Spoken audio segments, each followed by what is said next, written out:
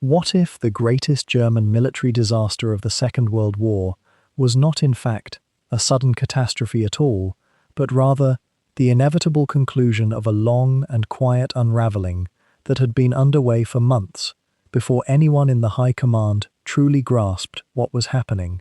What if the collapse of Army Group Center in the summer of 1944 was less a bolt from the blue and more the slow pulling of threads from a tapestry so intricate, so laden with competing ambitions and false assumptions, that once it began to tear, the entire thing simply could not hold itself together?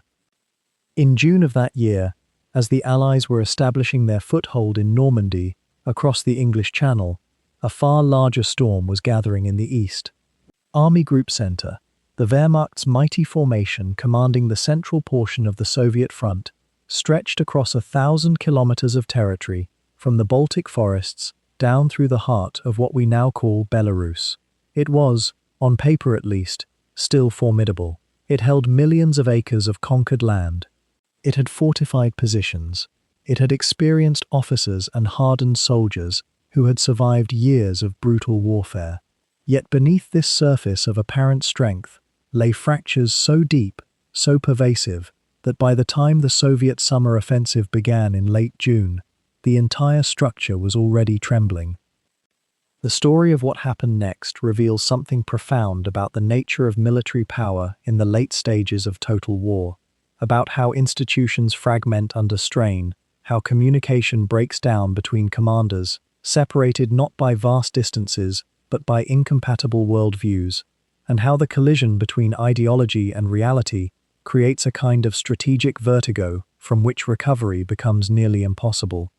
It is a story that unfolds slowly at first, then with accelerating violence, across weeks that would reshape the entire Eastern Front and set in motion events that would determine the fate of a continent.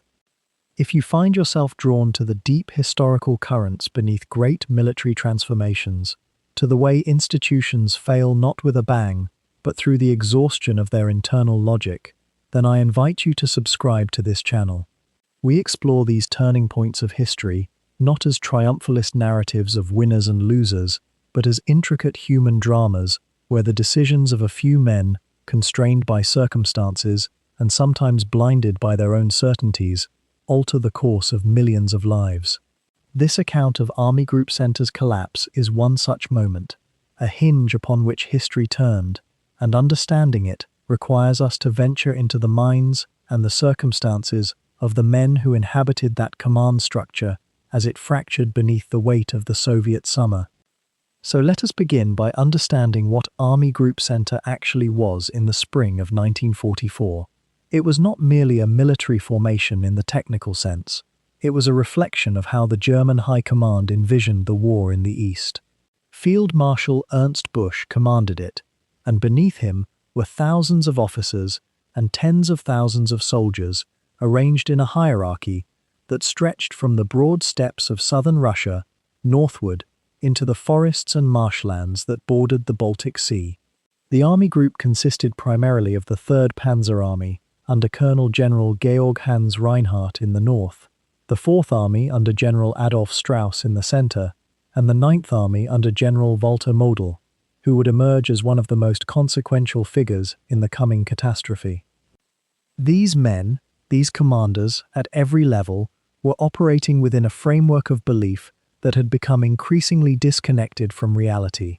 They believed, or at least they were ordered to believe, that the Red Army was weakening.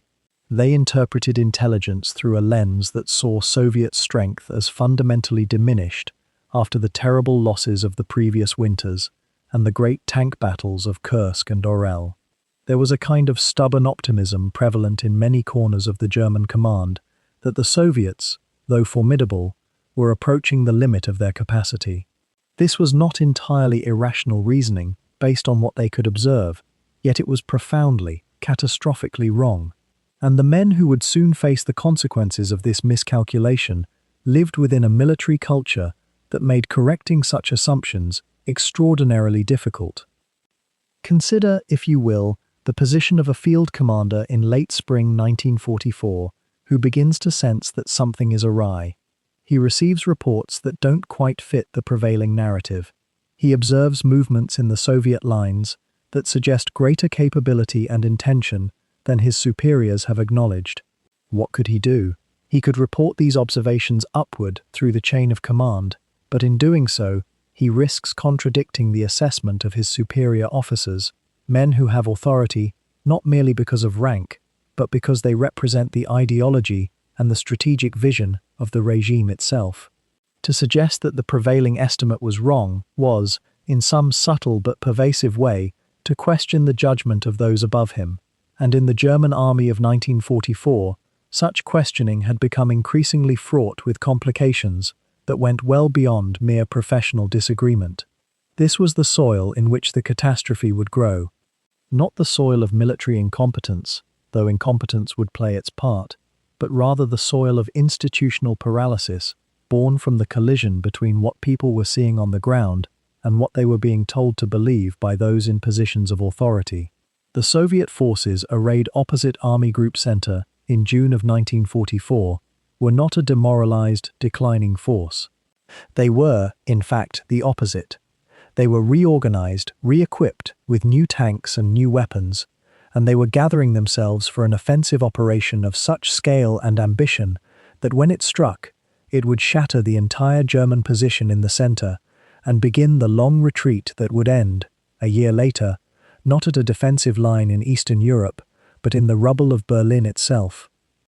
The question that hangs over this narrative, and that we will explore as we move deeper into these events, is whether any constellation of decisions by any individual commander could have changed the ultimate outcome. Or was the collapse of Army Group Center simply the inevitable working out of deeper historical and material forces, the collision between an exhausted, ideologically compromised power and one that, despite its own staggering losses, possessed the demographic and industrial capacity to overwhelm it through sheer weight? The answer, as we shall see, is neither simple nor comfortable. It involves both profound choices and cruel necessities, both individual failures of imagination and the overwhelming logic of historical tides. For now, though, let us settle into the world of spring 1944, to the moment just before the tempest arrives. The German soldiers and officers holding the line from the Baltic to the south were men living in a peculiar state of suspension. They did not yet know that their world was about to be rent asunder. They prepared their positions, they filed their reports, they made their plans.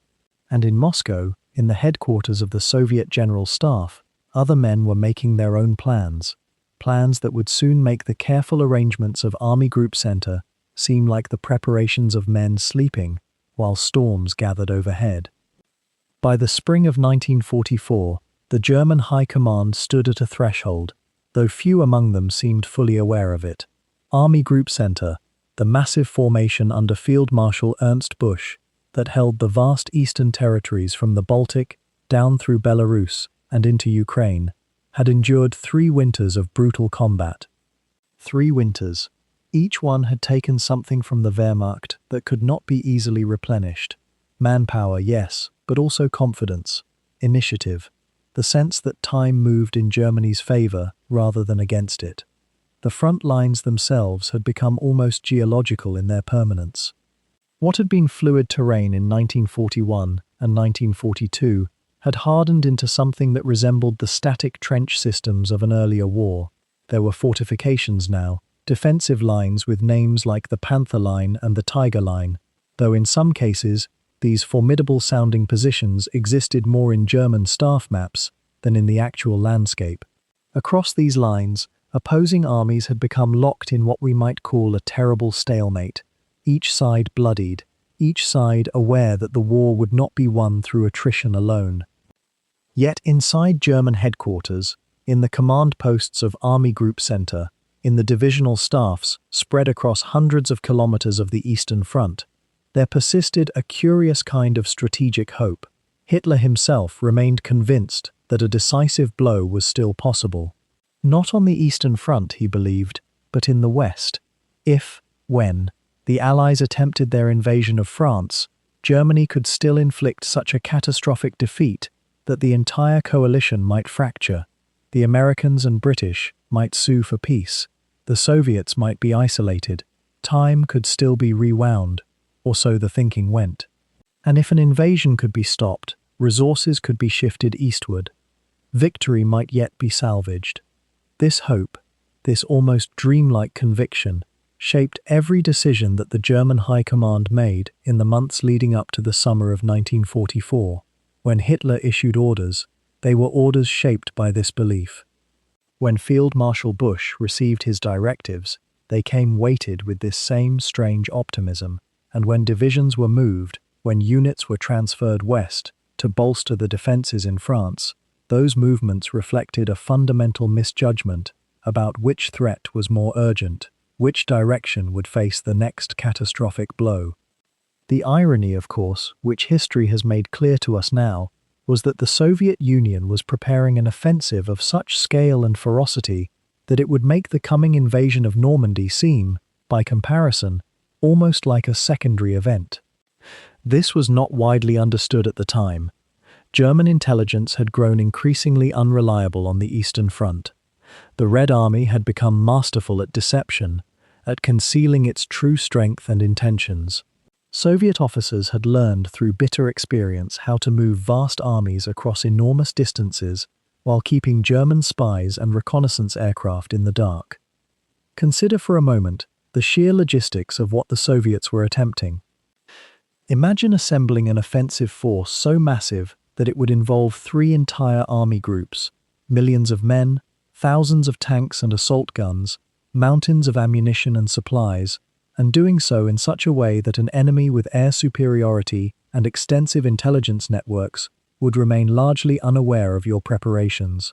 The Soviets called their coming Operation Bagration, named after a Russian general from the Napoleonic Wars, a figure associated with deep strategic maneuver and the destruction of enemy armies in the field. It was, in some ways, a prophetic name.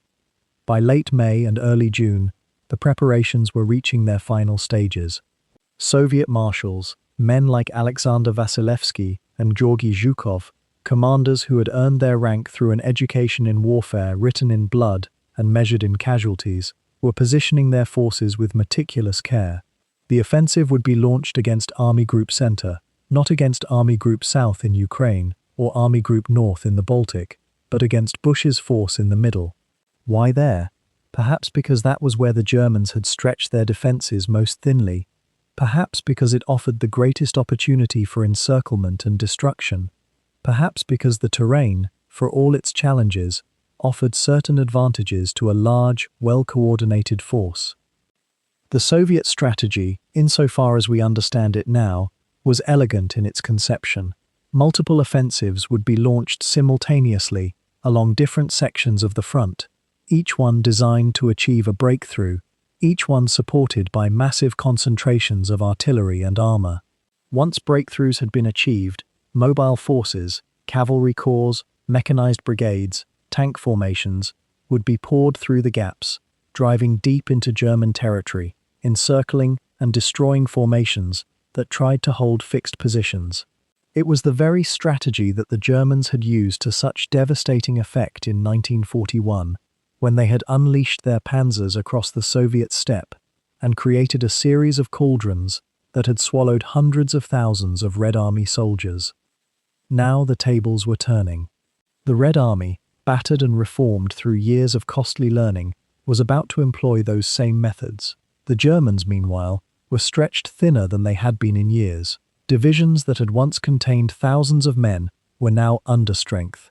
Reserve stocks of ammunition were lower than anyone cared to admit, and the High Command's attention, its reserves, its hopes, all of these were fixed on France, on the notion that the real crisis was coming in the West, not continuing in the East. By the spring of 1944, the German High Command faced a calculation that had begun to feel almost mathematical in its despair. Army Group Center, stretched across 1,000 kilometers of Russian territory from the Baltic down through Belarus and Ukraine, held a line that was growing thinner by the month. The men who commanded it, Field Marshal Ernst Busch, the aging infantryman who had taken control some 18 months earlier, and his subordinate generals beneath him, understood that they were managing not a stable front, but a slow-motion catastrophe. What made this particular moment so precarious, so weighted with unspoken dread, was the gap between what the German generals could see and what Berlin would permit them to do. The Red Army had grown into something almost unrecognizable from the desperate force of 1941. Where Soviet soldiers had once been funneled into human wave attacks with minimal training and equipment, they now moved as coordinated mechanized formations with artillery support that could level entire strongpoints. And they were growing stronger every month, not weaker. The Germans, by contrast, were watching their reserve pools shrink, their equipment aging, their offensive capacity withering away. In the quiet hours of spring planning, the German commanders on the Eastern Front understood something that Hitler, in his distant command posts, seemed increasingly unable to grasp. The war, in its essential character, had already shifted. They were no longer fighting for victory, they were fighting for time. Time for some miraculous weapon to appear. Time for the Western Allies to somehow falter. Time for the coalition against them to splinter. It was a hope that grew thinner each week, like a photograph left too long in sunlight. The Red Army, meanwhile, was preparing something that would make all of these German calculations obsolete. The Soviets had learned, through 4 campaigns of brutal experience on the steppes and forests of their own homeland, how to orchestrate massive operations involving hundreds of thousands of men and armor across enormous distances. They had learned how to achieve surprise not through stealth, for stealth is nearly impossible with an army of millions, but through deception, through false radio traffic, through dummy positions and false offensives that would draw German reserves away from the true strike zone. In early May of 1944, as the spring thaw turned the roads of Belarus into churning ribbons of mud, Soviet planners in Moscow were completing the detailed orders for an operation they had codenamed Bagration. The name itself carried weight. It was chosen in honor of a Russian general who had fought against Napoleon, and there was something deliberate in that choice, some echo of Russia's long memory and long struggle against invaders from the West. The operation would unfold across multiple phases, each one designed to penetrate and overwhelm specific German defensive positions, each one calculated to prevent the kind of orderly withdrawal that might have allowed Army Group Center to fall back and regroup. The Germans, of course, were not blind to the danger. Their intelligence services, particularly the signals intercepts and reconnaissance reports, indicated that something massive was gathering in the Soviet rear areas. Railway traffic was increasing. Supply dumps were proliferating. Tank formations were moving into assembly areas. The question for the German commanders became not whether an offensive was coming, but where it would strike and with what force. And here, the Soviets had succeeded brilliantly in their deception. The Germans believed that the main Soviet offensive would come in the Ukraine, aimed at Army Group South, potentially designed to encircle and destroy German forces there. It made strategic sense after all. It made sense on the map, in the war games, in the calculations of probability. What the Germans did not fully comprehend, what their intelligence had failed to grasp with sufficient clarity, was the sheer scale of what was about to unfold in their own sector. They understood there would be pressure on the front, yes. They anticipated attacks from Soviet forces dug in across the line. But the notion that the Red Army would commit something like 2 million men and 5,000 tanks to a simultaneous breakthrough operation targeting Army Group Center itself, this somehow did not quite register with the crystalline certainty it should have. Part of this was perhaps inevitable. The human mind struggles to truly encompass numbers of that magnitude. How does one think coherently about 2 million men? How does one conceptually grasp what it means to coordinate the movement of armor and artillery and logistics across a distance of hundreds of kilometers? It exceeds the scale of individual comprehension. One can understand that it is large. One can intellectually accept that it is overwhelming. But to truly feel the weight of it, to understand in one's bones what it means, that is harder. The German commanders were also laboring under constraints that their Soviet counterparts did not face. Hitler, increasingly detached from the realities of the front, had issued orders that were growing more desperate and more rigid with each passing month. Units were to hold their positions to the last man. There were to be no withdrawals, no orderly retreats to new lines, no tactical redeployment. To ask permission to fall back was to invite not only refusal, but suspicion of one's loyalty. And so the German generals, bound by both military discipline and the fear of the SS, and of potential summary punishment for defeatism, prepared to receive an onslaught that their orders forbade them to flee from. There was an almost tragic inevitability to what was gathering. The raw mathematics of the situation were overwhelming. Army Group Center, stretched across its vast front with perhaps 3 million men, was preparing to face an attack that would concentrate Soviet forces at a ratio of better than 3-1 at the points of breakthrough. Against those odds, with the constraints they labored under, with the equipment and manpower at their disposal, there was no purely military solution. There was only the possibility of managed disaster, of conducting a fighting retreat that might preserve some fraction of their force and some shred of the defensive line. But would they be permitted to do even that? The answer, as spring turned toward early summer, seemed increasingly uncertain, and in that uncertainty lay the seeds of the catastrophe that was about to unfold. The Soviets were ready. The Germans were as ready as circumstances and Hitler's orders would permit them to be. The stage was set for one of the most enormous military operations of the entire war, an operation that would dwarf in scale and in human cost almost everything that had come before.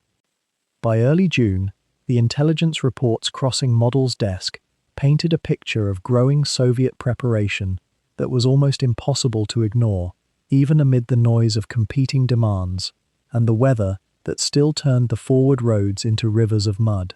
The Soviet command had learned much in the 2 years since Barbarossa, and they were not the same force that had been driven back across the steppe in the summer of 41.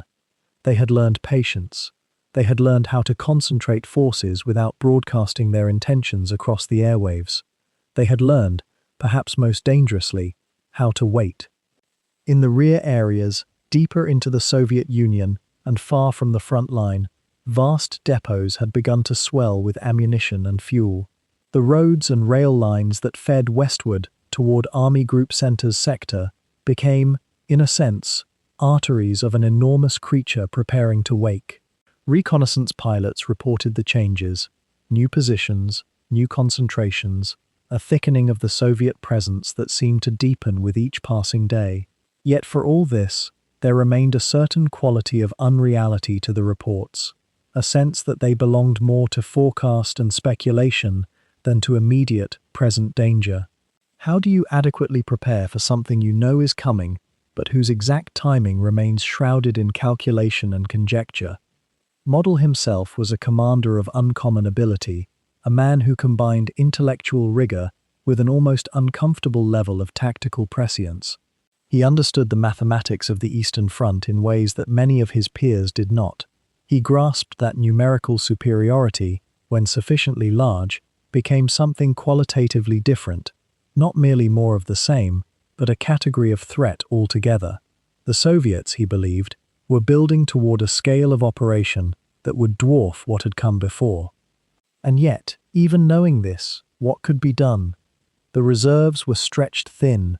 The reinforcements promised from Berlin arrived in trickles, never in the quantities requested.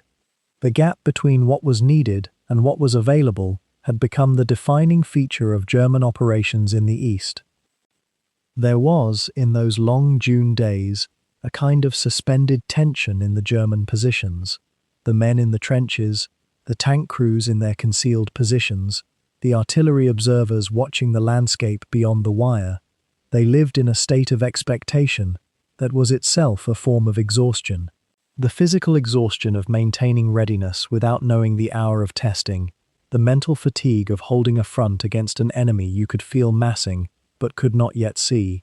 The supply lines behind the front worked ceaselessly to stockpile ammunition and fuel, knowing that when the blow fell, it would come with overwhelming force and velocity. Meanwhile, in the air above the contested landscape, the Luftwaffe's presence had become increasingly tenuous. The German Air Force, once the instrument of terror and superiority, had been worn down by attrition and the relentless demands of a two-front war. The pilots they had were often experienced. Some held vast numbers of confirmed kills, but they could not be in all places at once. And the Soviets, too, had developed formidable air capabilities.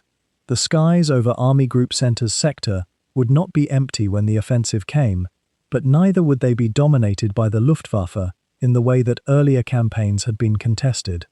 This, too, was a kind of knowledge that settled heavily on the minds of commanders who understood what air superiority meant in modern warfare. The geography itself offered certain advantages, certain complications. Army Group Center held a front that was measured not in the compact, relatively manageable distances of Western Europe, but in the vast, almost abstract expanses of European Russia. The front line ran from north to south across a landscape that seemed to offer unlimited depth, unlimited space for maneuver. And yet, paradoxically, this very vastness could become a trap. An army committed to defending everywhere was capable of defending nowhere thoroughly. The thinner the line, the more each penetration by the enemy became potentially catastrophic. It was a problem to which there was no entirely satisfactory solution, only varying degrees of compromise and risk. What made the situation particularly poignant, in a historical sense, was the knowledge, available now to us in retrospect, that Berlin was still operating under assumptions about the pace and scale of Soviet capability that had already become obsolete. The demands placed on Model and his peers were being generated by a higher command whose grasp of the reality unfolding on the ground had become dangerously disconnected from facts. Orders came down that reflected not what the situation required, but what the political and military leadership in Berlin wished to believe the situation demanded. This gap between reality and expectation, between what was and what was assumed or desired to be, would become the crucible in which Army Group Center's collapse would be forged. The days lengthened toward the summer solstice, and with them came a peculiar quality of light in the northern latitudes where much of the fighting would occur. The nights became brief, almost spectral, never quite fully dark. It was as if the landscape itself was being kept in a state of wakefulness, held in a kind of perpetual twilight readiness. The soldiers endured this too, the strange, attenuated darkness that never fully came, the sense of being caught between day and night, between the familiar and the uncanny. Sleep became difficult. The mind struggled to find rest when the light would not fully withdraw. And then, as June drew toward its final week, the waiting took on a sharper, more immediate character. The signs of Soviet preparation became unmistakable even to those without access to the highest intelligence summaries. Movement on the roads behind Soviet positions increased noticeably. The sounds of preparation, of engines, of marching men, of material being shifted and repositioned, carried across the relatively narrow distances of the front. The creature was waking. The vast machinery of Soviet operational planning, which had been assembling itself through the spring and early summer, was moving now from the realm of potential into the realm of imminent action. The question was no longer whether the blow would fall, but when, and with what final, overwhelming force. The scale of what was unfolding across the Central Army Group's front in those early weeks of summer defied easy comprehension, even for the officers who were living through it. By June 20th, only days after the Soviet offensive had truly begun to gather its terrible momentum, German intelligence reports were already registering a fundamental shift in the nature of the threat they faced. This was not a localized counterattack or a probing operation meant to test the German lines. This was the opening movement of something far more systematic, far more coordinated, and possessed of reserves that seemed to defy rational calculation. The Soviet strategy, which historians would later understand in clearer detail, relied upon a concentration of force so methodical and so overwhelming that it made conventional defensive doctrine almost meaningless. 3 Soviet fronts, the 3rd, 2nd, and 1st, had been positioned and supplied over months of careful preparation, all of it largely invisible to the German High Command, though scattered warnings had arrived through reconnaissance and prisoner interrogation. These fronts, each containing multiple armies, had been marshaled at points of the German line where the defenders were thinnest, where the terrain offered advantage, where supply lines were most stretched. And they attacked not with the kind of headlong assaults that had characterized earlier Soviet operations, but with what one might call industrial precision, waves of artillery lasting hours, followed by disciplined infantry advances that seemed to absorb casualties with a kind of mechanical acceptance. By the 22nd of June, which marked the second anniversary of Barbarossa, the entire Fourth Army under Model was in a state approaching panic, though officers maintained external composure. Vilnius, the ancient Lithuanian capital, lay barely 60 miles behind the front lines. Minsk, the capital of Belarus, was only 130 miles back, a distance that Soviet mechanized formations could cover in 2 or 3 days of rapid advance if the German defenses crumbled completely. And the defenses were crumbling. That is not speculation or retrospective judgment. The dispatches being sent rearward by German divisional commanders during those days convey a genuine sense of the situation becoming unsustainable. Positions that had seemed solid on the map became untenable in practice. Units reported not just losses, but the psychological wear of defending against an enemy that seemed to appear from every direction simultaneously. Consider the experience of a German regimental commander during this period. He would have been responsible for perhaps 2,000 men stretched across a front of 10 or more kilometers. Behind those lines, communication was fragmenting. Supply routes that had seemed reliable days earlier were now under threat from Soviet mobile columns that had penetrated behind German positions. News from neighboring units was increasingly contradictory or simply ceased arriving altogether. The radio traffic from Corps headquarters grew more frantic and more demanding. Hold this sector, reinforce that position, stop the breakthrough here. But where were the reserves? Where were the supplies? Where, fundamentally, was the time to organize any coherent response? What made this moment particularly devastating was the nature of the German tactical doctrine at the time. The Wehrmacht, even in its diminished state, believed in the principle of elastic defense, the notion that one could trade space for time, creating complicated interlocking defensive positions that would sap enemy strength and create opportunities for counterattack.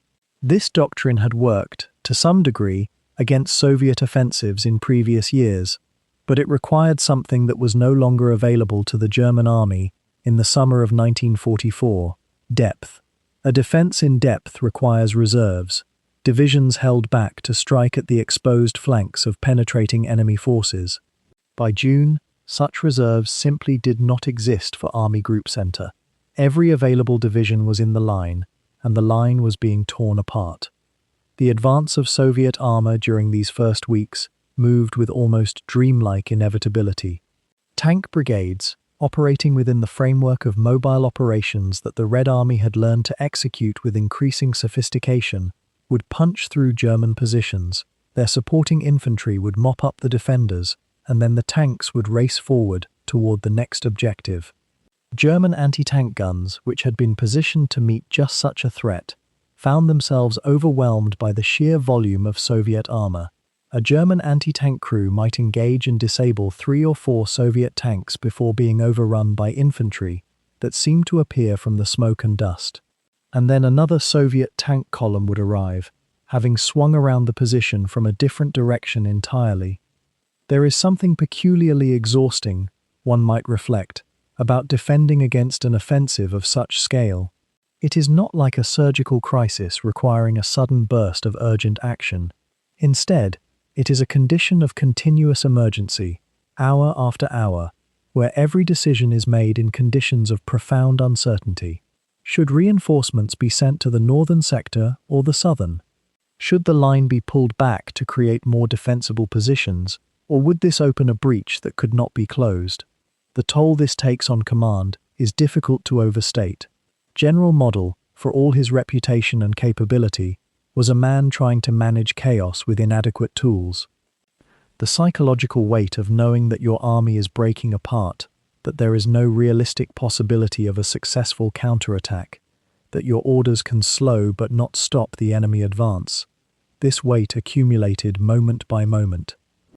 By the 23rd of June, Soviet forces had surrounded the Fourth Army's 13th Corps near Vitebsk, a city that had served as an important supply hub for the German forces in that sector. The encirclement was not yet complete, which meant there remained a narrow corridor through which German units could attempt to escape. But this corridor would not remain open for long. Already the Soviet ring was tightening. Thousands of German soldiers faced the agonizing choice that the military calls a fighting withdrawal: abandon equipment and vehicles, save what men you can, and attempt to break through toward friendly lines. For many units, this choice became academic. They were simply overrun before they could organize their retreat. The psychological impact of encirclement upon soldiers should not be underestimated. Even men trained for war, men who had endured years of combat, experienced something close to despair when they realize that retreat has become impossible, that survival depends not on a tactical maneuver, but on sheer fortune or the possibility of last-minute rescue. The sounds in a sector under encirclement are peculiar: machine gun fire from multiple directions simultaneously, the occasional rumble of vehicles struggling through roads turned to mud by rain and artillery impacts, radio operators calling repeatedly for assistance that cannot come. German survivors of Vitebsk and other encircled positions spoke later of a kind of numbness that set in, a recognition that fate had taken a hand, and that human will, however strong, could not alter the fundamental mathematics of the situation. It was during these very days, as Army Group Center was fragmenting, that the broader strategic implications of the collapse became apparent to the German High Command. This was not merely a tactical setback, as serious as those could be. This was the beginning of something more fundamental: the loss of the territorial platform from which the entire Eastern Front had been maintained.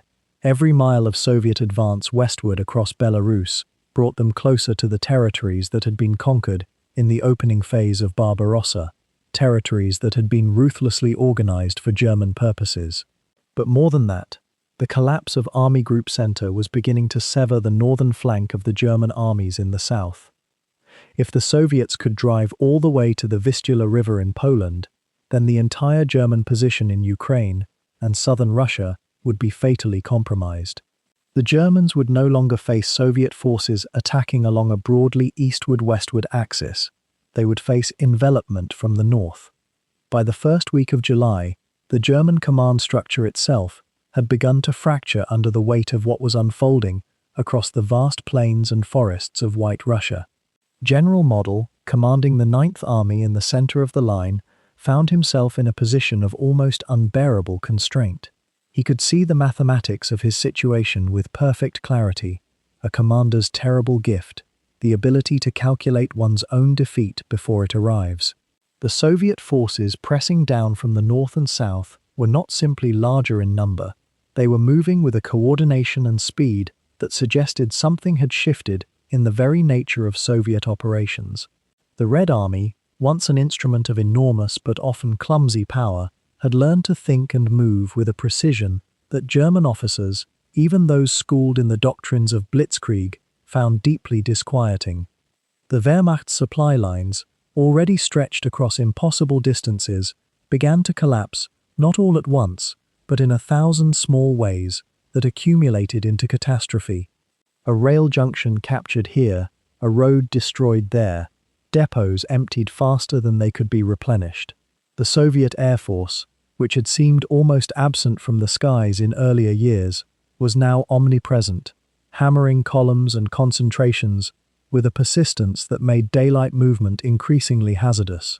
German trucks and horses, and the Wehrmacht still relied enormously on horse-drawn transport in 1944, a fact that sometimes astonishes those who imagine modern warfare as entirely mechanized, could not move freely. They traveled in darkness, in terrible congestion, and always with the knowledge that the next curve in the road might bring destruction. For the ordinary soldier in Army Group Center, the experience of these early July days was one of mounting unreality. Men who had survived 4 years of war, who had fought across the steppes and through the ruins of cities, found themselves retreating at a pace they had not anticipated. The officers, even junior ones, began to speak quietly among themselves about the old Russian winter of 1941 and 1942, about how vast and merciless this country was. But this time, summer was doing what winter might have done. The heat was immense, the roads were rivers of dust, and the flies were everywhere. Have you ever considered how much the material conditions of war, heat, hunger, exhaustion, the smell of fear, shape the moment-by-moment reality of soldiers in ways that strategic plans never quite capture? What made the collapse of Army Group Center distinctive, remarkable even in the context of total war's brutality, was not simply the speed of the retreat itself, but the almost systematic way in which the entire operational coherence of the German forces began to dissolve. The Soviets, operating under the direction of their general staff in Moscow, had designed their offensive with a series of hammer blows aimed not at encirclement but at breakthrough. Once the front had been broken in several places, they would pour mobile forces through the gaps, racing to cut off entire armies before they could withdraw. This was a lesson learned not from German tactics of the previous years, but from German defeats. The Soviets studied what had been done to them, and were now turning those same methods back upon their erstwhile invaders. By July 3rd, the center of gravity of the German defense had shifted almost irrecoverably. Minsk, the capital of White Russia, was now within striking distance of Soviet armor. This was a city that had been German territory for nearly 3 years, a place where occupation governance had been established, where supply depots had been built, where the infrastructure of control had been woven into the landscape. German officers arriving at the city in the early days of July understood with a kind of sick certainty that they would not be leaving it on their own terms.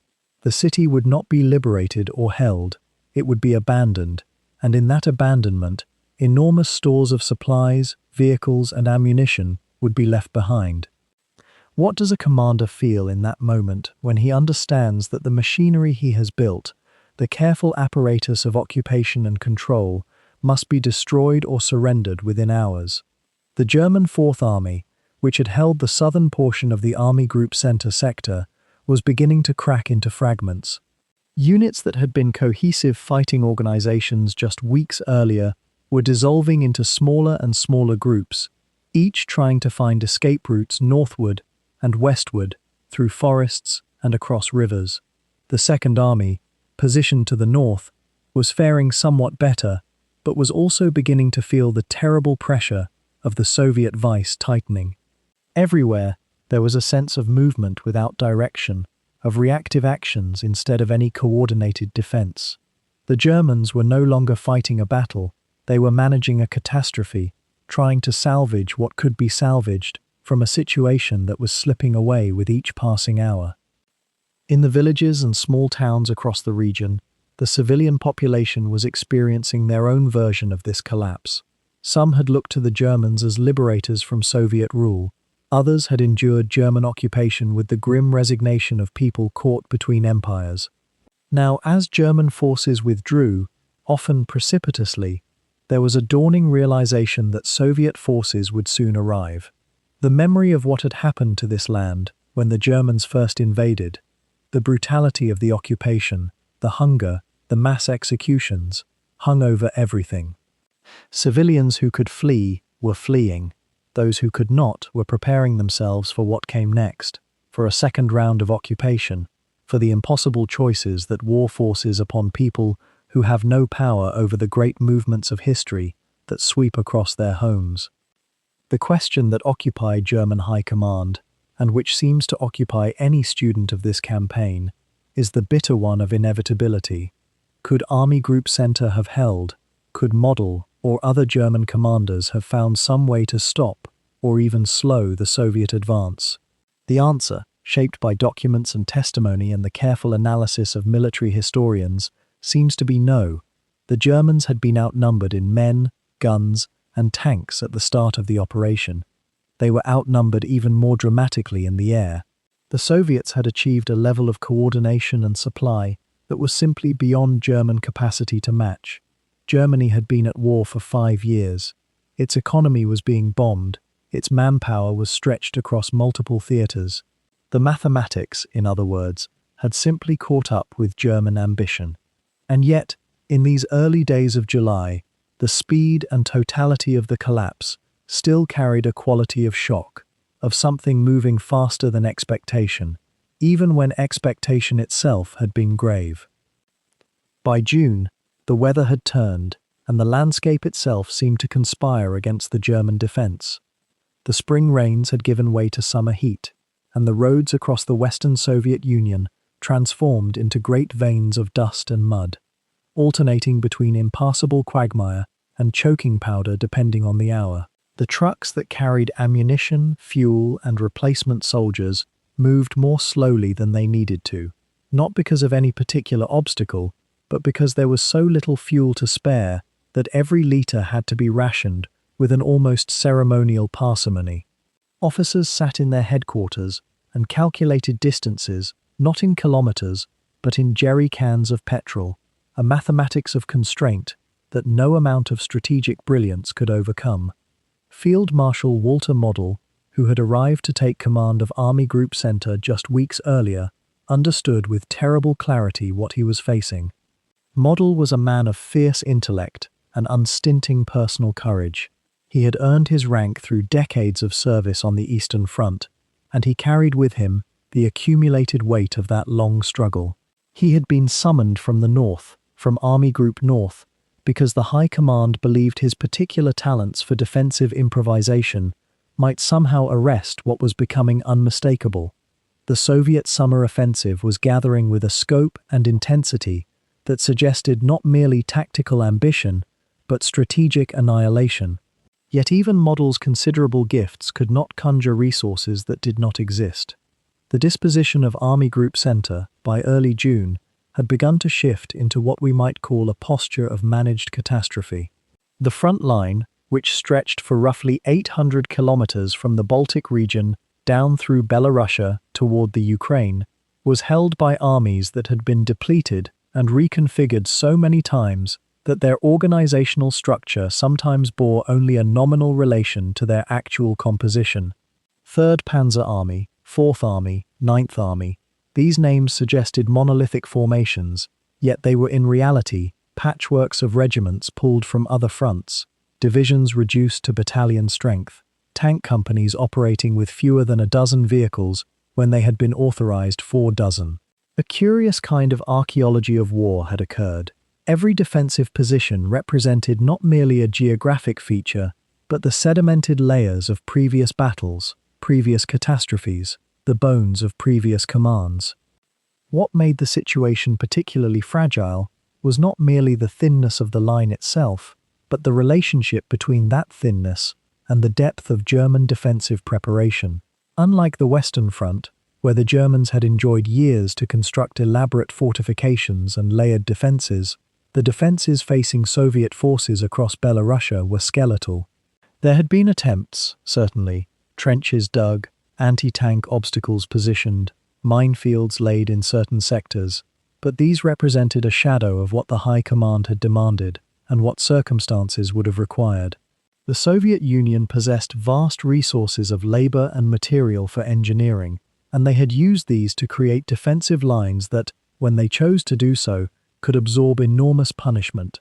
The Germans, by contrast, found themselves in the extraordinary position of being the attackers forced into a static defensive role, lacking the resources and labor that such a posture demanded. In the weeks preceding the main Soviet offensive, German intelligence officers had been sifting through reports of Soviet movements, attempting to construct from countless fragments and observations some coherent picture of what was coming. The evidence accumulated with the inexorability of sediment building up on an ocean floor.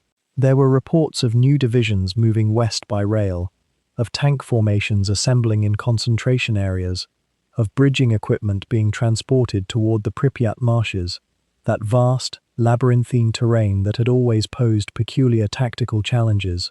The accumulated weight of these observations suggested something immense, but estimating the true scale proved perpetually difficult. How many Soviet divisions were actually in motion? Where precisely would they attempt their breakthrough? Would the main effort come in the north against 3rd Panzer Army, or in the south toward 4th Army, or somewhere in between where the front was thinnest? The human mind, when confronted with genuine uncertainty about matters of life and death, often retreats into either excessive optimism or paralyzing despair. German commanders in June of 1944 found themselves in precisely this mental territory. Some headquarters harbored genuine hopes that the line could hold, that German anti-tank defenses and concentrated artillery reserves might yet inflict sufficient losses on Soviet formations to disrupt whatever offensive was being prepared. Others, particularly those who had served long years on the Eastern Front, understood with a kind of bone-deep knowledge that what was coming represented something categorically different from previous summers.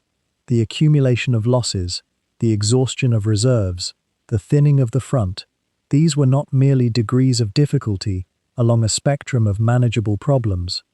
They represented the approach of a threshold beyond which the entire fabric of German defensive capability would simply cease to function.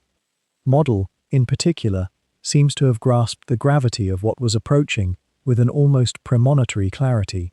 He had submitted requests to the High Command for reinforcements, for additional panzer divisions to be held in mobile reserve, for authorization to conduct limited tactical withdrawals, rather than holding every position to the last man. These requests had largely been denied.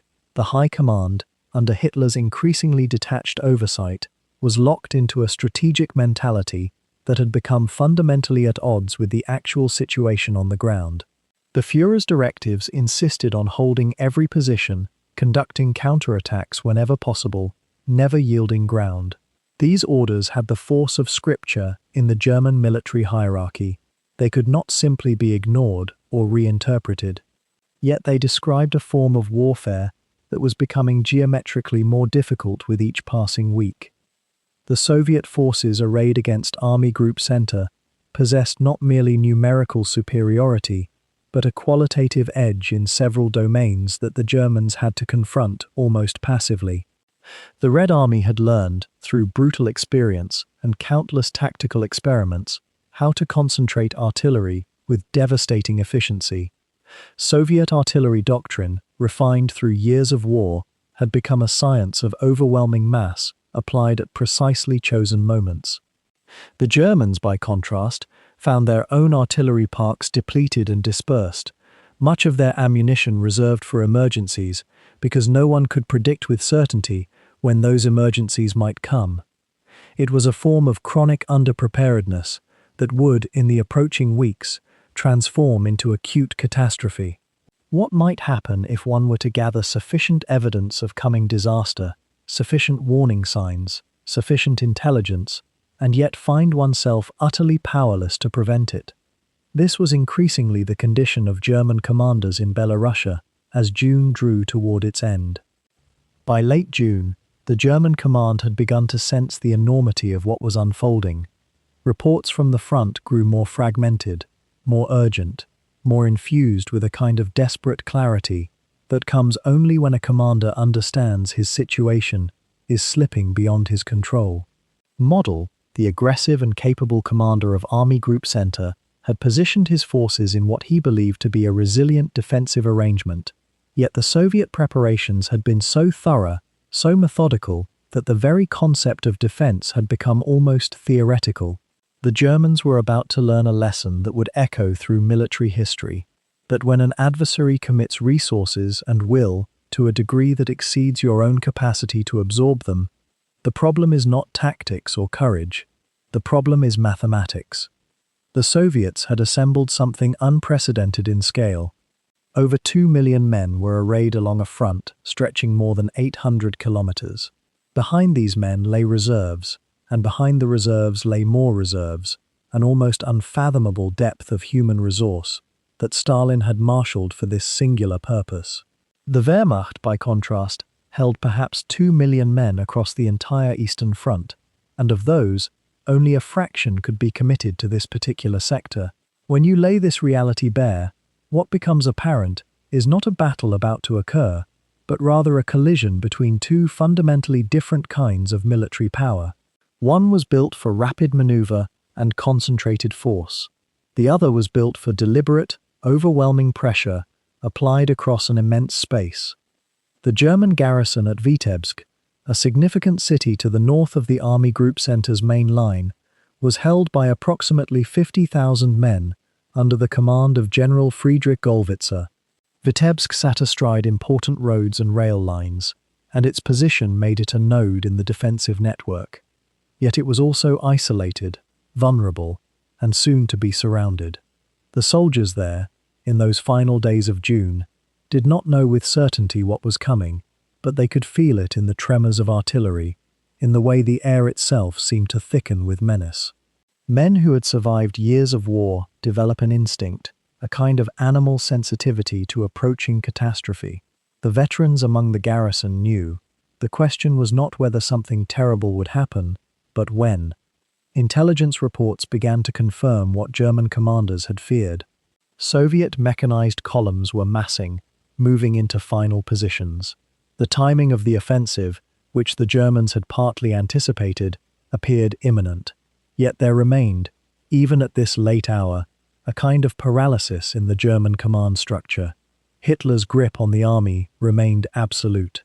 Any suggestion of withdrawal or tactical adjustment had to pass through channels of political approval as much as military necessity, and Hitler's instinct was always to hold, to stand fast, to regard any suggestion of retreat as a kind of moral collapse.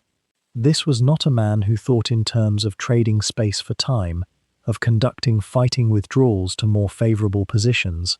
This was a man who had learned to demand the impossible and, for a time, had sometimes received it. But that time was passing. The Soviet plan, codenamed Operation Bagration, was a masterpiece of operational planning, though its true genius lay not in any single brilliant stroke, but in the sheer comprehensive coordination of its multiple elements. Where would the main blow fall? The Germans studied their maps with increasing anxiety, trying to divine Soviet intentions from fragmentary evidence. The answer, it would turn out, was everywhere and nowhere in particular. The Soviets had learned that attempting to break through a unified German line was extraordinarily expensive in blood. Instead, they would strike at multiple points simultaneously, breaking the line into segments, then destroying each segment in detail. The very scale of their resources made such an approach not just feasible but efficient. In the days just before the offensive, the German soldiers settled into a kind of grim waiting. The landscape around them was a patchwork of forests, rivers, and small towns, terrain that seemed to offer defensive advantage, yet advantages are only real if you have sufficient numbers to exploit them. The tension mounted steadily, hour by hour. Men wrote letters home, understanding with a clarity born of long experience that they were about to enter a maelstrom. Officers moved along the lines, inspecting positions, offering encouragement they did not entirely feel. The artillery, the true master of this kind of warfare, was positioned and ready, but everyone understood that artillery cannot stop an assault when the enemy's guns are more numerous, and when the enemy is willing to accept casualties at a scale that would break the will of any Western army. There is something almost dreamlike about this interval, this space between the announcement of catastrophe and its arrival. The soldiers could do very little except wait and prepare. They deepened trenches that would ultimately prove inadequate. They strung wire across fields where wire would offer almost no impediment. They checked their ammunition, though they knew that no supply of bullets could equal what was about to pour toward them. In a sense, they were engaging in ritual, the rituals of soldiers preparing for a storm they could not prevent and barely understood. The Soviet deception had been so complete that many German officers were not entirely certain where the main assault would come. This uncertainty itself was a weapon, a way of preventing the concentration of reserves where they might actually prove useful. And yet, in those moments before the storm breaks, there can be a kind of strange peace. The uncertainty ends, waiting ends. What replaces it is action, however desperate, however costly. The human mind, even in its final hours before catastrophe, seeks a kind of clarity. Better to know what is coming than to imagine it. Better to face the enemy than to live in dread of his approach. The soldiers of Army Group Center, spread across hundreds of kilometers of defensive line, were about to discover whether the sacrifices of the past years might somehow be justified by superhuman effort in the days ahead. They were about to discover, in other words, that they could not be. The gap between intention and capability, between will and resource, was about to yawn open in a way that no amount of courage or skill could close. By June's end, the Soviet salient had widened into something that resembled less a traditional front and more a slow, inexorable swallowing. Heer found himself observing the mathematics of collapse from a position that grew more isolated each day, not isolated in space, but in authority, in the clarity of his own understanding that the mechanisms of command were beginning to come apart like old fabric. The orders still came through, certainly. Army Group Center still received directives from OKH, from Keitel, from Hitler himself in his underground compound far to the west. But the lag between order and reality had become a chasm. In the humid depths of July, as temperatures climbed and the roads turned to mud and then to dust, Heer watched a peculiar phenomenon unfold, the phenomenon of men continuing to execute plans they no longer believed in, continuing to organize retreats and stand-fast orders and counterattack formations, all of it moving at a pace that seemed almost choreographed, as if both sides were performing a dance whose steps had already been written. The Soviets understood this, perhaps. They had experienced it themselves during their own desperate moments. They drove forward not with the urgency of victory, but with the methodical patience of water wearing away stone. What makes this moment particularly worth lingering with is not the grand strategic picture, the envelopments, the breakthrough points, the artillery preparation, but rather the question that begins to form in the minds of officers like Heer, and indeed in thousands of middle-ranking commanders throughout the Wehrmacht. At what point does duty to the institution become complicity with ruin? The question arrives softly, almost unbidden, in the space between one order and the next, between the confirmation of losses and the receipt of new assignments to hold impossible positions.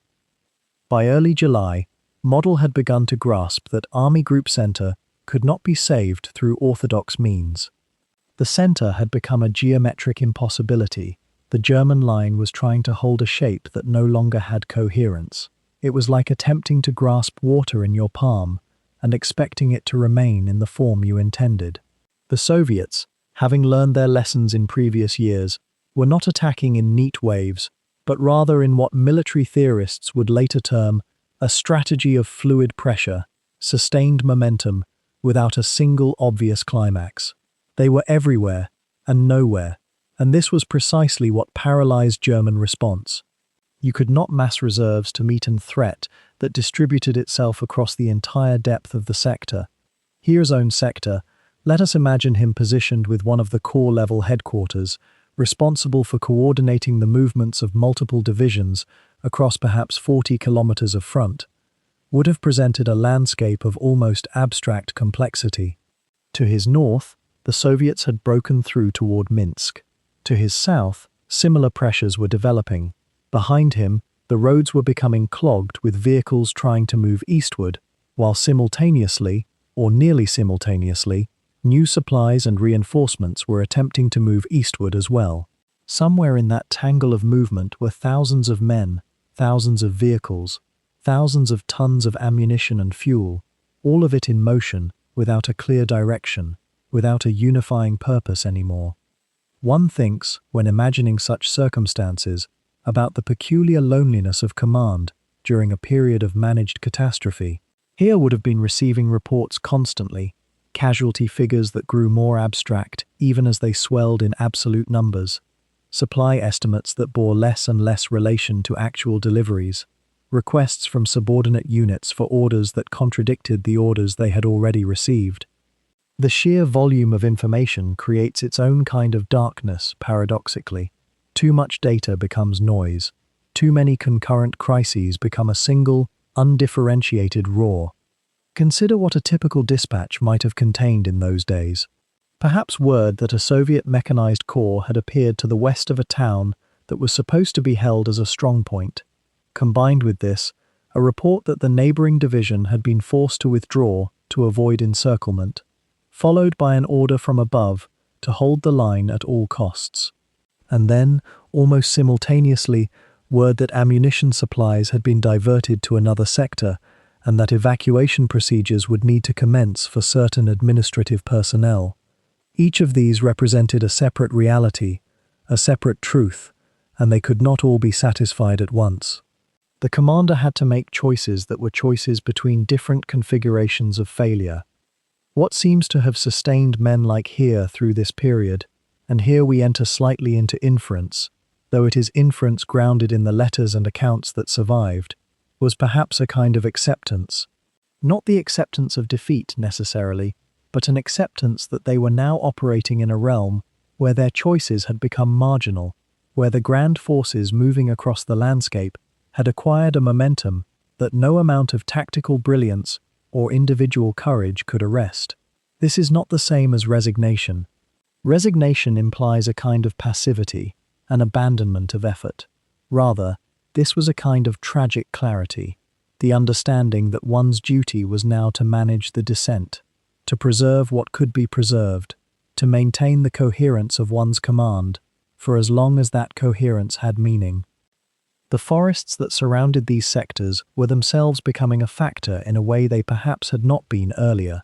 As Soviet armor pushed deeper, the German forces increasingly retreated into or through territory characterized by dense woodland, by rivers and streams that had to be crossed at bridging points or fords. The Soviets were also learning to move through this terrain more quickly, and they possessed mobility advantages that were becoming more pronounced each week.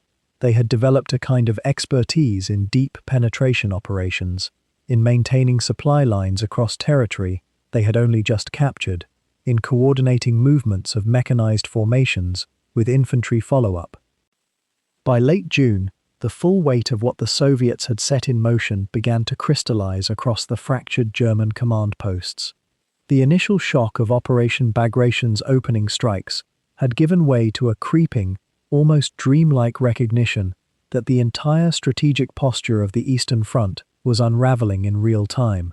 Model and his staff had moved from headquarters to headquarters, each displacement marking not a tactical repositioning, but a retreat born of necessity rather than choice. The communications lines that once carried crisp orders from Berlin now crackled with increasingly desperate queries, as if Hitler himself could not quite accept the reports arriving on his desk. What made this collapse particularly devastating was the speed at which it compounded. When your opponent controls the initiative entirely, when they have chosen both the moment and the location of maximum pressure, your reserves become exhausted in the wrong places and at the wrong times. The German High Command found itself perpetually 2 or 3 days behind the actual pace of Soviet operations, issuing orders that addressed yesterday's crisis rather than today's unfolding disaster.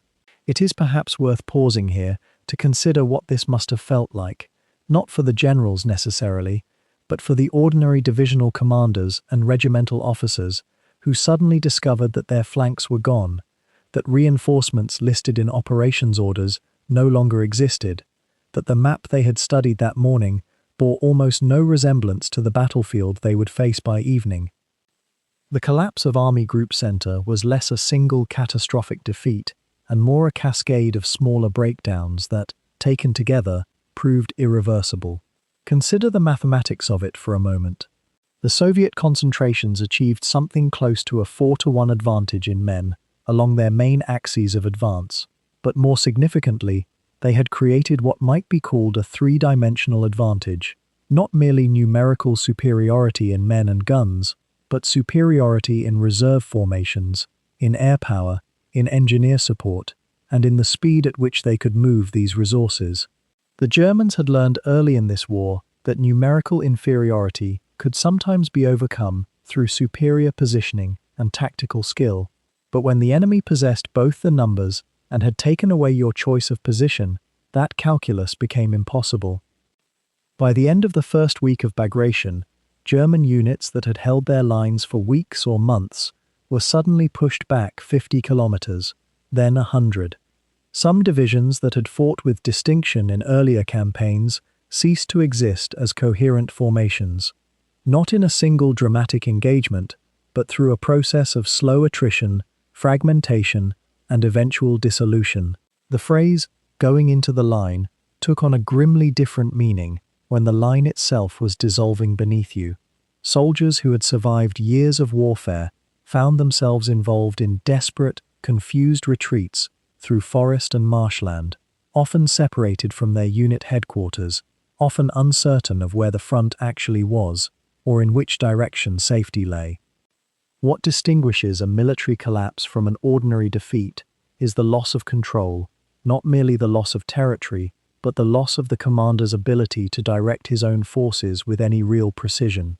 This is perhaps what the Soviets had been aiming for all along, not merely to win tactical victories, but to shatter the cohesion of the entire command structure. Model, to his credit, was attempting to maintain order and preserve some semblance of organized resistance, but his orders were traveling through channels that were increasingly compromised or cut off entirely. Radio links failed, some deliberately destroyed by advancing Soviet mechanized units, others simply overwhelmed by the sheer volume of traffic. Officers found themselves making decisions about unit movements and defensive positions in an information vacuum, guided only by whatever intelligence they could gather through personal reconnaissance or frantic messages from neighboring units. The weather, too, became a factor that the Germans had not adequately anticipated. June in Western Russia, as it turns out, does not provide the long, clear days that favor mechanized operations in the way that July and August might. The roads, such as they were, turned to mud in places after rain. Soviet logistics, which operated on a much shorter supply line, adapted more readily to these conditions than German transport columns, already stretched thin and operating across enormous distances. The very infrastructure of the Russian landscape, the forests, the rivers, the marshland, which the Germans had once navigated with relative confidence, now seemed to work against them. The Soviets moved through it. The Germans became trapped in it. By the second week of July, what had once been a continuous front line was now a series of isolated pockets and improvised strongpoints, some of them cut off from their neighbors, many of them unable to receive reliable orders from higher command. Model was attempting to cobble together new defensive lines, to buy time for reserves that were either non-existent or so weakened by earlier fighting that they could hold positions for only a matter of hours before being pushed back again. The mathematics of attrition, which had always favored the Germans when they possessed the initiative and the power of choosing where to concentrate their forces, now worked entirely in the Soviets' favor. For every German soldier killed or captured, the Soviets seemed able to push forward another unit, seemingly endless in its supply. The German army, by contrast, was bleeding, not dramatically, not in the sense of a single catastrophic hemorrhage, but steadily, inexorably, in a way that suggested no recovery was possible. One might ask what the remaining German forces did during these chaotic days, and the answer varies depending on where one looks. Some units, those with particularly capable commanders, managed to conduct fighting withdrawals, maintaining formation and discipline even as they fell back. Others dissolved into a kind of organized panic, where soldiers attempted to regroup, but often found that the next position assigned to them was already overrun, or their officers had been killed or captured. Supply depots were abandoned or destroyed. Medical facilities were left behind. Entire columns of trucks and artillery pieces, slowed by mud and harassed by Soviet air power, became stranded or were captured before they could reach safety. The human element of this collapse deserves reflection. These were men who had endured years of intensive warfare, who had suffered wounds and loss and displacement across continents. For many of them, the realization that they were now part of a defeated army, not in the sense of losing a battle, but in the deeper sense that the war itself might be moving into its final phase, must have been profoundly destabilizing. Some fought with renewed determination, thinking that perhaps heroic sacrifice might still achieve something. Others, one suspects, began to think of survival itself as the only remaining goal, as the strategic objectives they had been taught to value became abstractions in the face of immediate death or capture. The isolation of these pockets grew more severe with each passing day, as Soviet forces methodically tightened their encirclement and cut off supply lines that had already grown dangerously thin. For the German soldiers trapped within these shrinking territories, the reality of their predicament became impossible to deny. They were surrounded, often outnumbered, running low on ammunition and fuel, and with little certainty that relief would arrive in any meaningful time frame. The psychological weight of this knowledge settled heavily upon the men in the foxholes and bunkers, a weight that no amount of orders or propaganda could truly lighten. The Soviet tactics, refined through hard experience on the Eastern Front, proved relentlessly effective in these enclosed spaces. Rather than launching frontal assaults that would cost them dearly, the Red Army commanders orchestrated a slow, methodical compression of each pocket, using artillery and air power to wear down German resistance, while their own forces advanced incrementally. Waves of Soviet soldiers would probe the German lines, identify weak points, and push through with overwhelming local force before consolidating their gains and moving forward again. This grinding, attritional approach was designed to exhaust the defenders without necessarily destroying them in spectacular fashion. In some ways, it was even more demoralizing than a dramatic breakthrough, because it offered no climactic moment of resolution, only an endless sequence of small defeats. Consider the peculiar horror of a soldier's understanding in these moments. He knows his unit cannot be relieved. He knows the outer ring of encirclement is growing stronger, not weaker. He knows that some of his comrades will not survive the next few days, though he cannot know which ones. The letters home, if they were being written at all, took on a different quality now. Some men wrote with the kind of resignation that comes from accepting an unavoidable end. Others wrote with desperate hope, clinging to rumors and possibilities that everyone knew, in their deepest heart, were not true. A few did not write at all, finding the exercise too painful. The command structure within these pockets was itself fragmenting under the strain. General Model, who oversaw operations from his headquarters, was attempting to coordinate the actions of multiple divisions and corps that were spread across vast distances and struggling with broken communications. Radio frequencies were crowded and unreliable. Landlines had been severed by Soviet artillery. Messages had to travel through damaged or compromised channels, and orders that were hours old sometimes arrived to find that the tactical situation had entirely transformed in the interim. A commander might be told to hold a position that was no longer defensible, or conversely, to retreat from a line that could have been held with better intelligence. The fog of war, that ancient and eternal companion of battle, had become almost as much an enemy as the Soviet forces pressing from without. Yet within this chaos, remarkable instances of organization and courage persisted. Some German officers, understanding that traditional command structures had partially collapsed, took personal charge of small groups of soldiers and led them through the darkness with maps, compasses, and sheer force of will. These men were attempting what seemed impossible: to consolidate scattered units, to organize coordinated withdrawals, to find routes through Soviet lines that might offer some chance of escape or breakthrough. Whether these efforts were born primarily from duty, from a refusal to accept defeat, from disillusionment with Nazi leadership, or from simple desire for survival, the motivation matters less than the fact of the effort itself. They were trying to extract order from chaos, meaning from meaninglessness. The Soviet encirclement rings themselves were not uniformly solid, and this became one of the last slim threads of hope for the trapped Germans. Where Soviet divisions were spread thinly, or where local commanders were less vigilant, or where darkness and bad weather provided cover, there remained theoretical possibilities of breakthrough. German commanders began organizing what they called Ausbrechungsversuche, breakout attempts, designed to punch through these lines and restore contact with the main German front. These were not ordered by higher command in most cases, but rather organized at divisional or regimental level by officers who understood that remaining in place meant certain encirclement and eventual surrender or annihilation. Some of these breakout attempts involved hundreds or even thousands of men moving together under cover of night.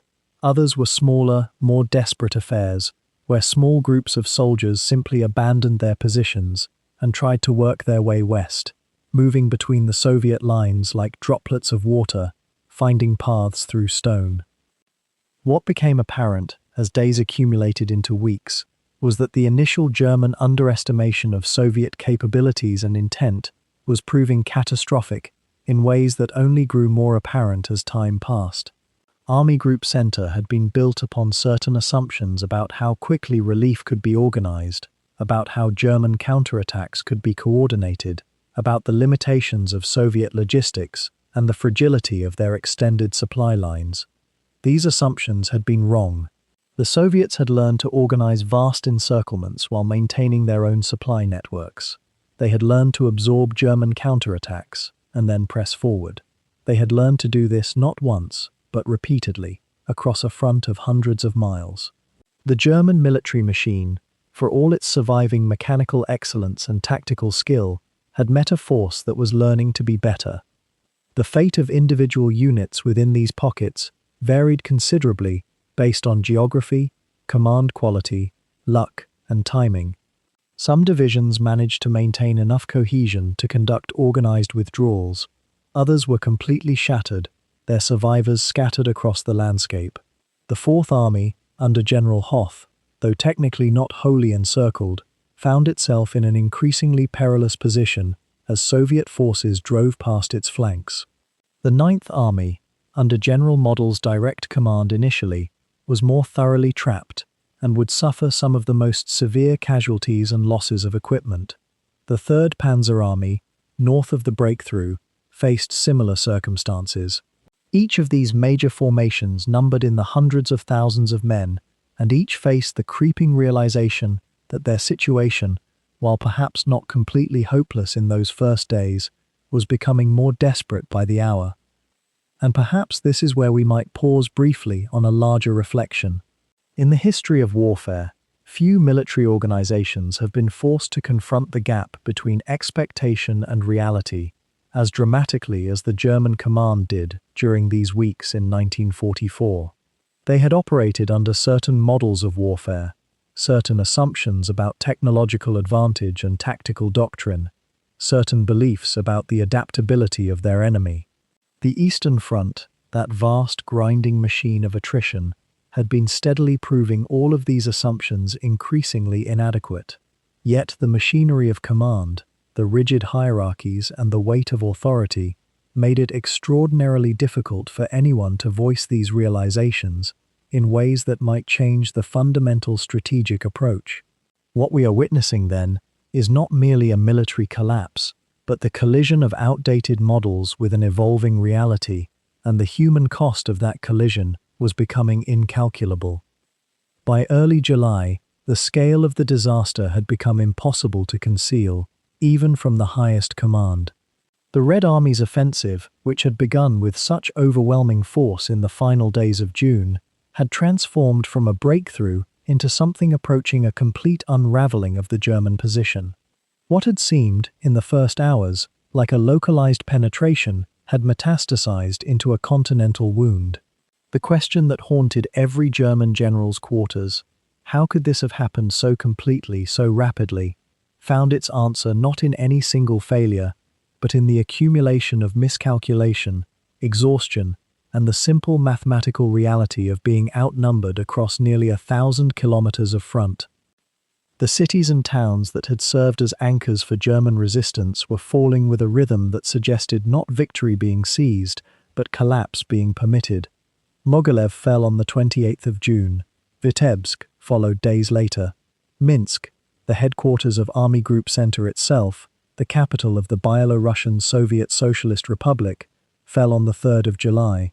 Each loss represented not merely a change of color on the operational map, but the dissolution of carefully constructed defensive lines, the abandonment of supply depots, the encirclement and destruction of German formations that had fought, sometimes in retreat, sometimes in desperate counterattack, for days without rest. The Soviet mechanized columns, freed from the constraint of static defense and animated by momentum and superior numbers, pressed forward into what had been, for nearly 3 years, German-held territory. They moved at speeds that seemed almost leisurely to those watching from Berlin, yet to the German soldiers and officers attempting to organize any form of resistance, the advance felt like being slowly submerged beneath an incoming tide. What made this period particularly disorienting for German commanders was the absence of clear information about what was actually occurring at the front. Communications had become fragmentary, radio networks, stretched across impossible distances and constantly disrupted by Soviet jamming and by the simple chaos of retreat, offered only partial pictures. Officers found themselves making decisions based on intelligence that was hours old, sometimes days old, and by the time they received updated information, the situation had shifted so drastically that the orders they had issued were already obsolete. This fog of war, the sense that one was commanding forces one could no longer see, responding to threats one could not fully measure, created a kind of vertigo among the German high command. Heer found himself in communication with subordinates whose positions he could not verify, whose strength he could not confirm, and whose chances of executing any organized withdrawal seemed to diminish with each passing hour. The human cost of this period, though often obscured by the grand strategic narratives, was staggering. The German formations that had been trapped in the Great Pockets, at Vitebsk, at Orsha, at Mogilev, suffered casualties that approached total destruction. The Fourth Army, commanded by General Kurt Strauss, had been partially encircled. Tens of thousands of soldiers found themselves cut off from any hope of orderly retreat, forced instead into desperate attempts to break out, moving westward through forests they did not know, pursued by Soviet mechanized forces that seemed to be everywhere at once. Some formations managed to extract themselves, bleeding personnel with every kilometer. Others simply ceased to exist as organized units, dissolving into scattered groups attempting to reach German lines by any path available. The wounded, the exhausted, the starving, for supply lines had essentially ceased to function in many sectors, were left behind, abandoned not from cruelty alone, but from the brutal mathematics of survival. When there is no fuel for vehicles, when the roads are clogged with refugees and retreating columns, when Soviet armor is closing in from all directions, mercy becomes an impossible luxury. Heer, observing this catastrophe from his headquarters, which itself was now in motion, found himself in the position of a physician watching his patient expire, aware of every symptom but powerless to apply any remedy. He had warned of this possibility. He had, in the weeks before the offensive, advocated for a strategic withdrawal to shorter, more defensible lines. His superiors in Berlin had refused, clinging to the doctrine of no retreat, to the principle that territory held was territory won, and that any withdrawal, however tactically advantageous, represented a moral failure. Now, with the Soviet armies advancing at 50 kilometers a day in some sectors, with entire German corps being chewed up by encirclement and annihilation, the fruits of that refusal to listen to military logic were becoming abundantly clear. The officer corps, at least those elements of it that had retained any capacity for rational assessment, understood that they were witnessing not the deflection of a Soviet attack, but the effective end of German military capacity in the East. Recovery from this, should it even be possible, would require months, perhaps years, and resources that Germany, now facing bombardment from the air by day and fighting on an ever-expanding front by night, no longer possessed. The Soviet strategy, meanwhile, had become almost fluid in its confidence. Why pursue slow, methodical encirclement when the Germans were already in retreat? Why wait for organized resistance to crystallize when momentum alone seemed sufficient to overcome any attempt at defense? The Stavka, the Soviet High Command, fed more and more armor into the breakthrough, extended the offensive to north and south, and accepted the temporary overextension of supply lines as the price of destroying Army Group Center as a coherent fighting force. This was war at the operational level, the level at which the movements of armies, rather than battalions or regiments, determined the shape of battles. At this scale, German military skill, German engineering, German determination counted for far less than raw numbers, numbers sustained by an industrial capacity that had never been disrupted, and by manpower reserves that seemed, to German observers, inexhaustible. By the middle of July, as the first reports of the destruction of the Fourth Army reached Berlin, as intelligence began to assemble itself into a picture of total collapse, Heer composed himself to face what he knew would be an increasingly difficult series of conversations with Hitler. The Führer, it was understood by everyone who worked closely with him, did not accept bad news gracefully. He did not accept the council of subordinates, who suggested that military logic demanded retreat or reorganization. And he absolutely did not accept the notion that the Red Army, whom he regarded as inferior, whom he had attacked and penetrated repeatedly in previous years, could now be anything other than an enemy that required firmness of will to overcome. Heer knew, as did every senior officer in the Wehrmacht who had spent time in Hitler's presence, that bearing witness to disaster was one thing, reporting it to the man who had created the conditions for that disaster was quite another. The reckoning, when it came, would be severe. The collapse of Army Group Center, once viewed as inevitable from the vantage point of history, appeared to many of those enduring it in real time as something far more immediate and strange, a kind of geological shift beneath their feet, sudden, yet somehow obscured by the fog of their own circumstances. The summer of 1944 had already stripped away many illusions, yet for those still holding positions across Belarus and the Western Soviet Union, the full scope of what was unfolding remained clouded by distance, by communication delays, by the very human tendency to interpret disaster through the lens of personal experience rather than the panoramic view that only time permits. Consider the position of a regimental commander somewhere along the Pripyat marshes, receiving orders that contradicted one another, orders to stand firm, orders to withdraw, orders that seemed to assume a state of supply and reinforcement that existed only on paper. The psychological experience of such command, that terrible space between what you are told is possible and what your own eyes tell you is the condition on the ground, created a particular kind of anguish that history books can document but never quite capture in its original texture. These men were not passive observers of their own destruction, they were active participants struggling to reconcile incompatible truths. By the beginning of July, the Red Army had achieved something that extended far beyond mere tactical success. The offensive that had begun with Operation Bagration had grown into a kind of continental machinery, grinding forward with a momentum that no amount of German defensive ingenuity could arrest. The very scale of Soviet forces committed, and here we must pause to acknowledge that the numbers involved strain comfortable comprehension, had created a qualitative difference in the character of warfare itself. Where the Wehrmacht had once relied upon maneuver, upon finding weak points and exploiting them with concentrated force, the Red Army had developed the capacity to simply overwhelm through mass, through saturation, through an almost inexorable accumulation of soldiers, tanks and guns that appeared to have no end.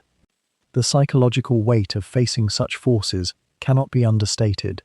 When a German officer peered through binoculars at advancing Soviet columns and saw not a discrete enemy formation, but rather what appeared to be a landscape itself shifting in motion, when artillery barrages continued for hours without apparent diminishment of the opposing artillery, when replacements failed to arrive while losses accumulated with mathematical regularity, a kind of despair took root, not always consciously articulated but felt in the body, in the heaviness of limbs, in the quality of sleep that came in brief, interrupted fragments. Yet despair and continued resistance are not opposites. In fact, there is a strange paradox in military collapse, whereby some of the most determined fighting occurs in the midst of disintegration. Pride, the stubborn refusal to yield ground without exacting a cost, the bonds of comradeship that compelled men to stand beside one another, even when the grand strategic situation had become hopeless. These forces kept formations fighting, even as the foundation beneath them cracked. A company that knew itself to be surrounded, that understood that no relief would come, that grasped the finality of its position, might nonetheless hold a position for 3 additional days, because those were the only 3 days it had, because to surrender was psychologically and culturally inconceivable, because the men beside you were still breathing and still deserving of the effort that you could still give. The Soviet strategy during this period, though coordinated by the highest levels of command and informed by the emerging doctrines of deep battle that the Red Army had developed, also carried within it a certain fluidity and responsiveness to opportunity.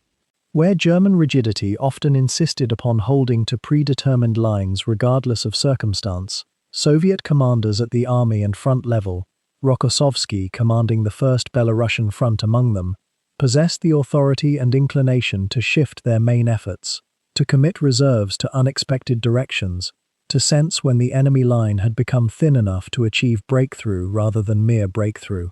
This operational flexibility, combined with overwhelming material superiority, created conditions in which the German situation deteriorated, not in a gradual decline, but in discrete catastrophic collapses. In the broader historical sense, what was occurring during these weeks was nothing less than the shifting of power relationships across an entire continent. The Wehrmacht, which had dominated Eastern Europe for nearly 3 years, which had advanced deep into Soviet territory and inflicted casualties of a scale that remained almost incomprehensible, was being not merely beaten, but systematically dismantled. This process would continue throughout the remainder of the year, but the critical period, the moment when the outcome became mathematically certain, even if not yet fully realized, was occurring precisely within this July timeframe. The human dimension of this shift manifested in countless small ways. Supply columns that had once moved with relative confidence now moved at night and in smaller formations, vulnerable to Soviet air attack in a way that had been previously unthinkable. Communications networks, which had always been a point of vulnerability in an army spread across such vast distances, began to break down with increasing frequency as telephone lines were cut, as radio operators were killed or captured, as the sheer pace of movement outstripped the ability of headquarters to maintain coherent command. Regiments lost contact with their divisional headquarters. Divisions lost contact with their corps. Corps lost contact with their armies. In such circumstances, local commanders found themselves making decisions of enormous consequence with incomplete information, knowing that any decision they made might be rendered irrelevant within hours by broader movements beyond their control. The experience of time itself seemed to compress and expand simultaneously. Soldiers spoke of hours that felt like days, of days that seemed compressed into hours. The constant motion, the irregular sleep, the bombardment of sensory information, ranging from the mundane to the horrific, all of this created a peculiar psychological state in which normal temporal perception grew unreliable. A soldier might recall with perfect clarity an incident from an hour previously, yet have difficulty remembering what had occurred the previous day. The mind, in a sense, was optimizing for immediate survival at the expense of broader temporal awareness. And yet, in the midst of this chaos, certain stabilizing elements persisted. The military structure itself, despite being overwhelmed, continued to function in ways that seem remarkable from this distance. Orders were still conveyed, even when incomplete or contradictory. Ammunition was still distributed, even when insufficient. Wounded men were still collected and evacuated, even as medical facilities became increasingly inadequate for the volume of casualties. The institutional memory and social bonds that had held the Wehrmacht together through previous crises remained partially operative, even as the circumstances threatened to overwhelm them entirely. How long such structures could maintain their function under stress of this magnitude remained an open question, one that would be answered in the coming weeks, as the full dimensions of the catastrophe became inescapable. The German command structure, however, was fracturing in ways that pure tactical competence could no longer repair. Model himself, the man who had orchestrated so many brilliant withdrawals and delaying actions across the vast Russian distances, found himself caught between the immovable object of Hitler's will and the irresistible force of Soviet momentum. He understood, with crystalline clarity, that Army Group Center could not hold. The mathematics were simply not present. The Soviet advantage in guns, in men, in aircraft had become so overwhelming that any general schooled in the realities of modern warfare knew the outcome was written in the very soil of Belarus and Lithuania. Yet to say so openly was to invite dismissal, or worse. Hitler's rage at any suggestion of retreat had long since become legendary, and Model had learned, as every senior commander on the Eastern Front had learned, that pessimism, even when grounded in reality, was treated as disloyalty.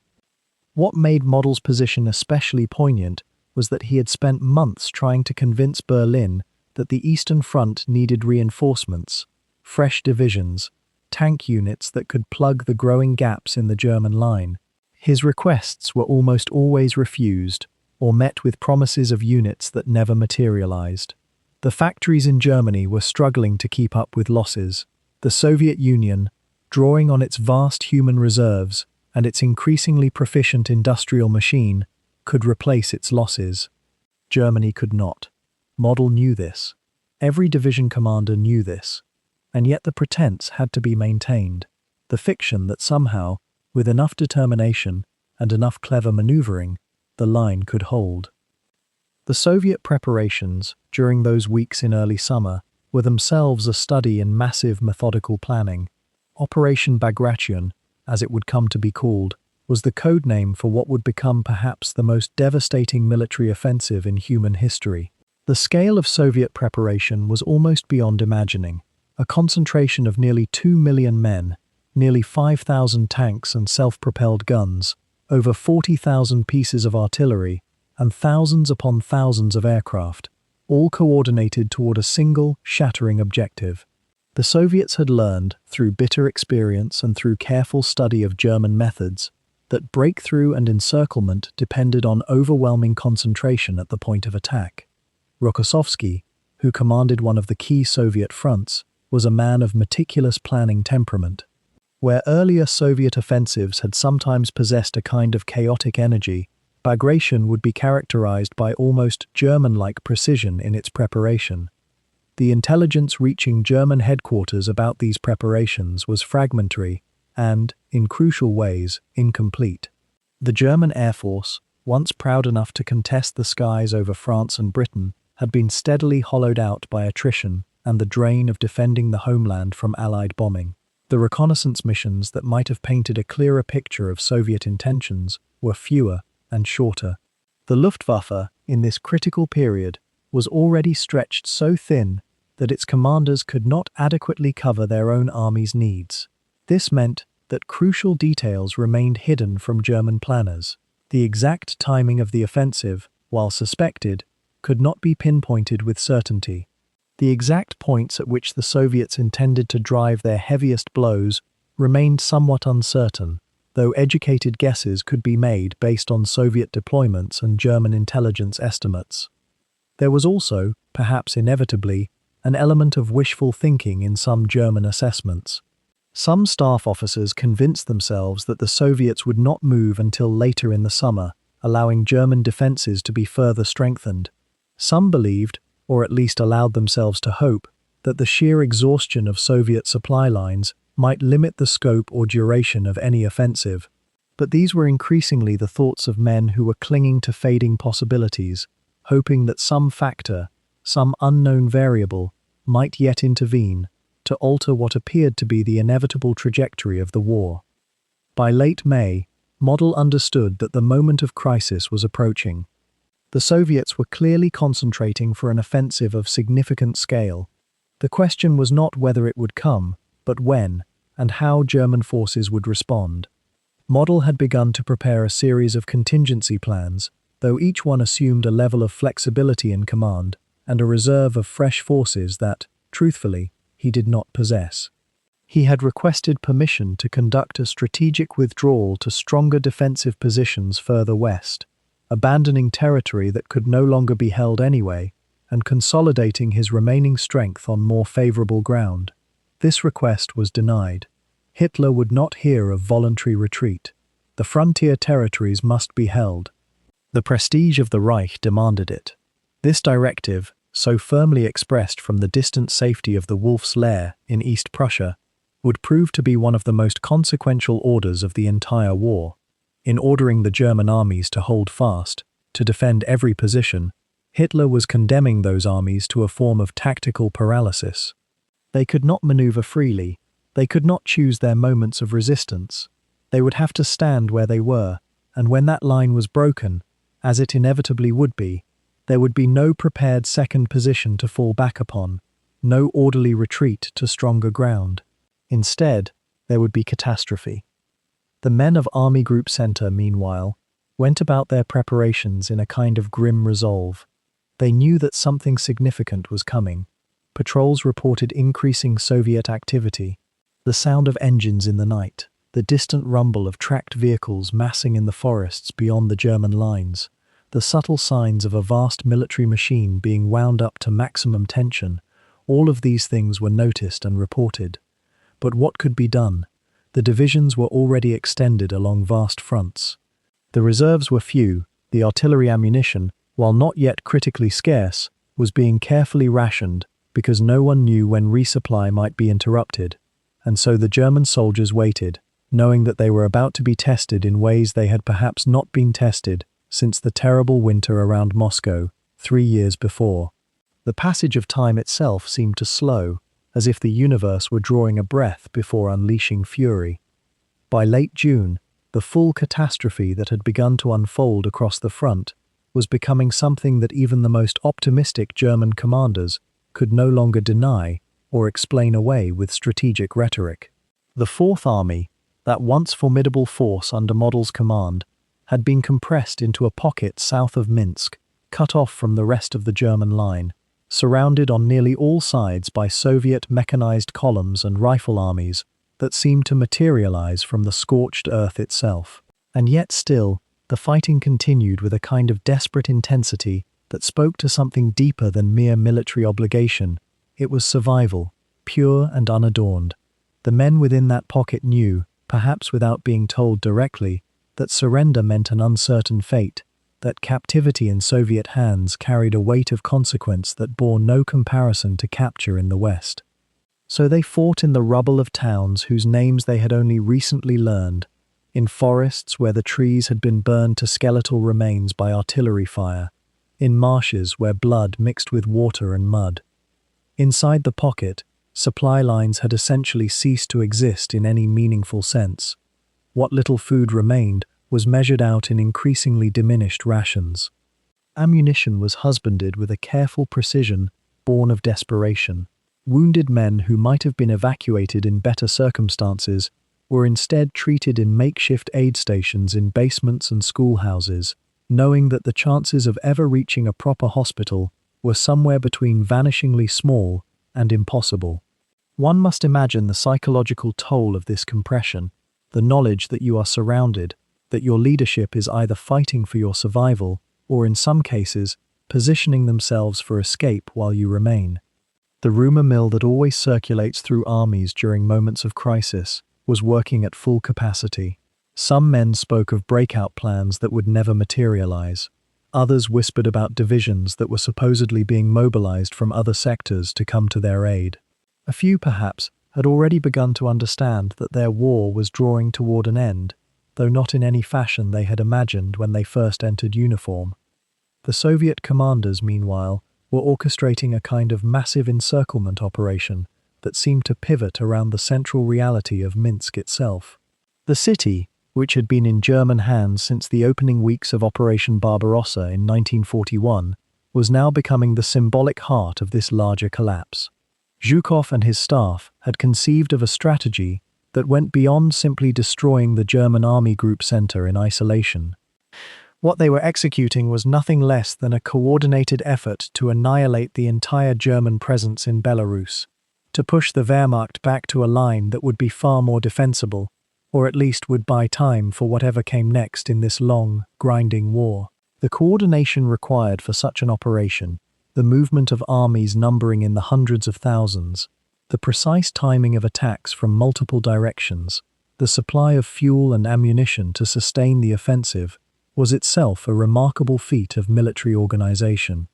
Consider, if you will, the sheer scale of movement involved. Tank brigades were being repositioned sometimes under cover of darkness, their commanders given orders to reach specific points along roads that themselves were in a constant state of transformation, bombed out, flooded, defended by scattered German rearguards who seemed almost like ghosts in the changing light. Infantry divisions marched along these same roads in columns that stretched for miles, their footsteps creating a kind of constant percussion against the ground, a rhythm that would have been hypnotic to anyone observing from above. Supply trains stretched back even further, trying to move ammunition and fuel forward to sustain the forward momentum of the assault. And somewhere in the midst of all this movement and counter-movement, the soldiers themselves, on both sides, were struggling with hunger, exhaustion, fear, and a kind of bone-deep weariness that no amount of rest could seem to cure. The weather during this period was playing its own role in the unfolding drama. Late June in Belarus can be unpredictable. The days were long now, the sun barely dipping below the horizon for a few brief hours, casting everything in a kind of perpetual twilight that disoriented those trying to navigate or fight. Rain came sporadically, turning the earth into mud, slowing movement, complicating the already difficult task of maintaining supply lines through territories that had been fought over multiple times and bore the visible scars of that repeated conflict. The forests themselves seemed to crowd in on the battlefield, making it harder to see far distances, easier to lose one's bearings, more probable that isolated units would stumble upon one another in sudden, violent encounters. German signals intelligence, what little of it still functioned effectively, was picking up the increasing concentration of Soviet forces, but was largely powerless to act upon that intelligence in any way that mattered. The officers at higher command could see what was happening. The situation maps told the story plainly enough, yet the messages flowing back and forth between Minsk and Berlin, and between the fronts and Hitler's headquarters in East Prussia, still carried that peculiar combination of acknowledgement and denial that had become characteristic of German military communication by this point in the war. Some commanders still spoke as though this was a temporary setback, a reversal that could be corrected given time and reinforcements. Others seemed to understand the gravity of what was unfolding, but felt constrained by orders from above to present their assessments in language that suggested the situation remained under control. The civilian population caught in the path of this maelstrom, and there were still civilians in parts of Belarus, those who had not fled or been evacuated, who lived in constant fear of what advancing armies might bring, experienced this moment with their own kind of dread. For them, the retreat of German forces did not necessarily mean liberation was near. In many cases, it meant the prospect of being caught between two armies, or of falling under Soviet occupation once again after several years of German rule, or of facing retribution for having collaborated with, or simply survived, under the previous regime. History moves with its own logic that is often indifferent to the hopes and fears of ordinary people caught within its current. By the last week of June, the roads leading westward from Minsk were beginning to fill with German military traffic, trucks carrying what supplies could be salvaged, troops withdrawing to new positions, wounded on whatever transport could be found. The order of an organized retreat was beginning to break down into something more like a rout, though the men still fighting in the pocket and along the flanks of the Soviet advance could not yet see how far this collapse would ultimately extend. The German retreat, once it began in earnest, developed its own terrible momentum. What had seemed for so long like a stable front, held through immense cost and sacrifice, began to fracture not all at once, but in a spreading pattern, like ice breaking across a winter lake. The men of Army Group Center had endured nearly 3 years of continuous combat on the Eastern Front. They had survived the sweeping advances of 1941, the grinding winter before Moscow, the desperate defense of 1943, and now they faced something perhaps more disorienting than any previous crisis, the knowledge that their lines could not hold, and that the space between themselves and complete annihilation was beginning to close. By mid-July, as the great salient that had contained the Soviet offensive finally collapsed inward, the German forces found themselves executing what military historians sometimes call a fighting retreat, a term that contains within it a quiet contradiction, for it is nearly impossible to fight effectively while moving backward through territory you are surrendering. The men had to concern themselves simultaneously with defense and withdrawal, with holding ground long enough to allow supplies and equipment to move rearward, while also recognizing that any delay might result in encirclement and the loss of everything they had fought to preserve. The roads leading westward from the front became increasingly congested. Supply columns, ambulances carrying wounded, engineering units, communication teams, and the remnants of shattered combat formations all moved along the same limited routes, creating bottlenecks that became catastrophically vulnerable to Soviet air attack. The Red Air Force, now operating with overwhelming numerical superiority, conducted relentless strikes against these refugee-like columns. The Luftwaffe, by contrast, had become so depleted that it could offer only token resistance. A German soldier, moving along a congested road in late July, faced not one source of danger, but two: the enemy before him and the enemy above him. One observer would later record that the sound of Soviet aircraft engines became as familiar and as dreaded as the sound of rain.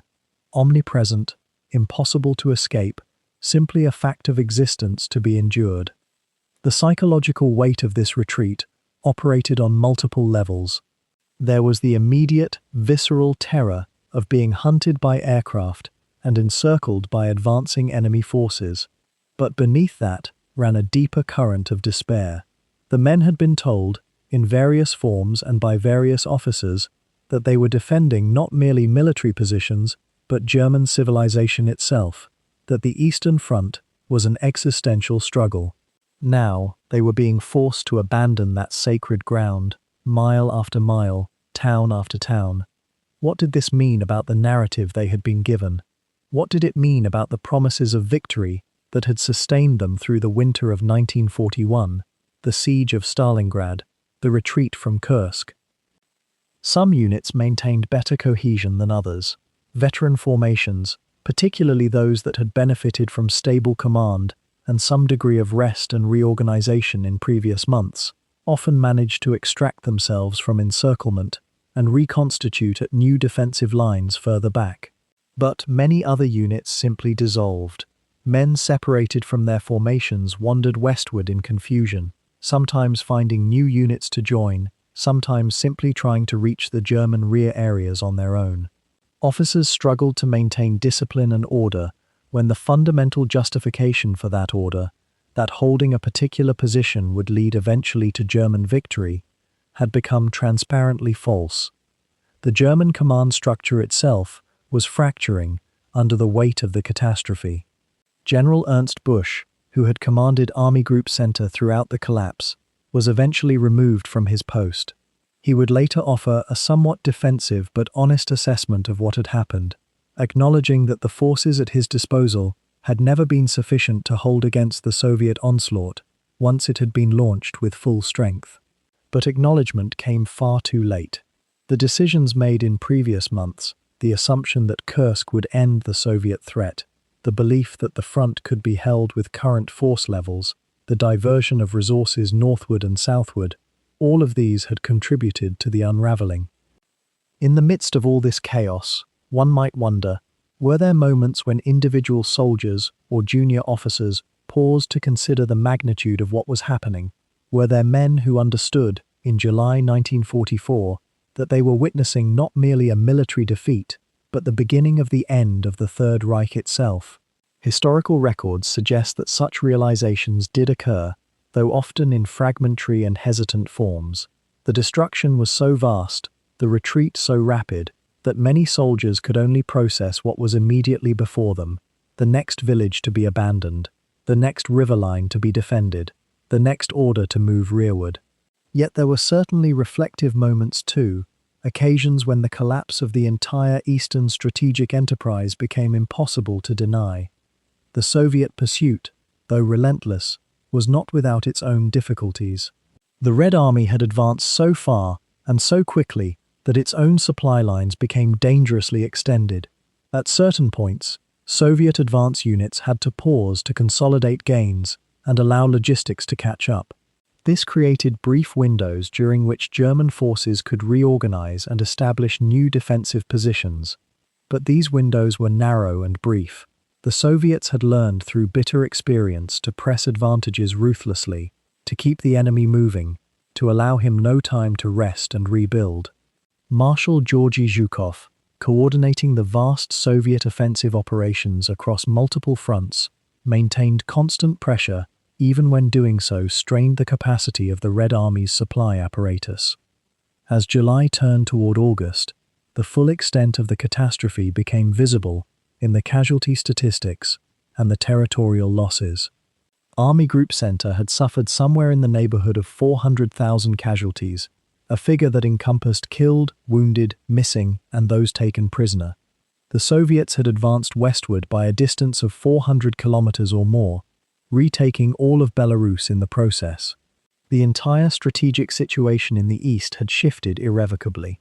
Where before there had been a distant hope, however faint, that Germany might eventually stabilize the front and perhaps even launch some new counter-offensive, now such hope seemed to belong to a different world entirely. The retreat continued relentlessly toward the borders of Poland, toward the German homeland itself. By mid-July, the full architecture of the Soviet offensive had become impossible to ignore, even for those who still clung to hope in the German high command. The pincers were closing, though the metaphor hardly captures the scale of what was unfolding across the vast interior of the continent. Army Group Center had lost contact with whole divisions. Some units simply ceased to transmit. Others sent their last messages on frequencies that would never transmit again. The Soviet forces, moving with a coordination that reflected months of meticulous planning, were pushing not in one direction, but in several at once, creating a landscape of collapse that made orderly retreat almost impossible. What made this moment particularly devastating was not simply the quantity of men and materiel being lost, but the quality of the decisions that were compounding those losses. Model himself was caught between the impossible demands of Berlin and the impossible facts on the ground. Hitler's orders continued to arrive, still demanding that this territory be held, that counterattacks be mounted, that cities be defended street by street if necessary. The Führer, hundreds of kilometers away in his headquarters in East Prussia, appeared genuinely unable to process the magnitude of the disaster. He would consult maps that were days out of date, make pronouncements about armies that no longer existed as coherent fighting forces, and insist upon strategic objectives that were already militarily meaningless. The correspondence and the testimony from those days reveal a man in the grip of something beyond mere optimism or even denial. There is a quality to Hitler's directives from this period that suggests a fundamental disconnection from operational reality.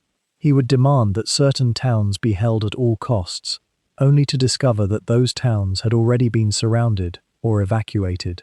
He would authorize strategic operations that presumed German forces had the mobility and cohesion to execute them, when in fact those forces were tied to their positions, bleeding away in desperate defensive struggles. The officers who received these orders faced a choice between impossible options: obey and watch your men be encircled and destroyed, defy and risk the consequences of disobeying the Führer in wartime, a transgression that could end in a court-martial or worse. Model, to his credit, attempted to thread this needle.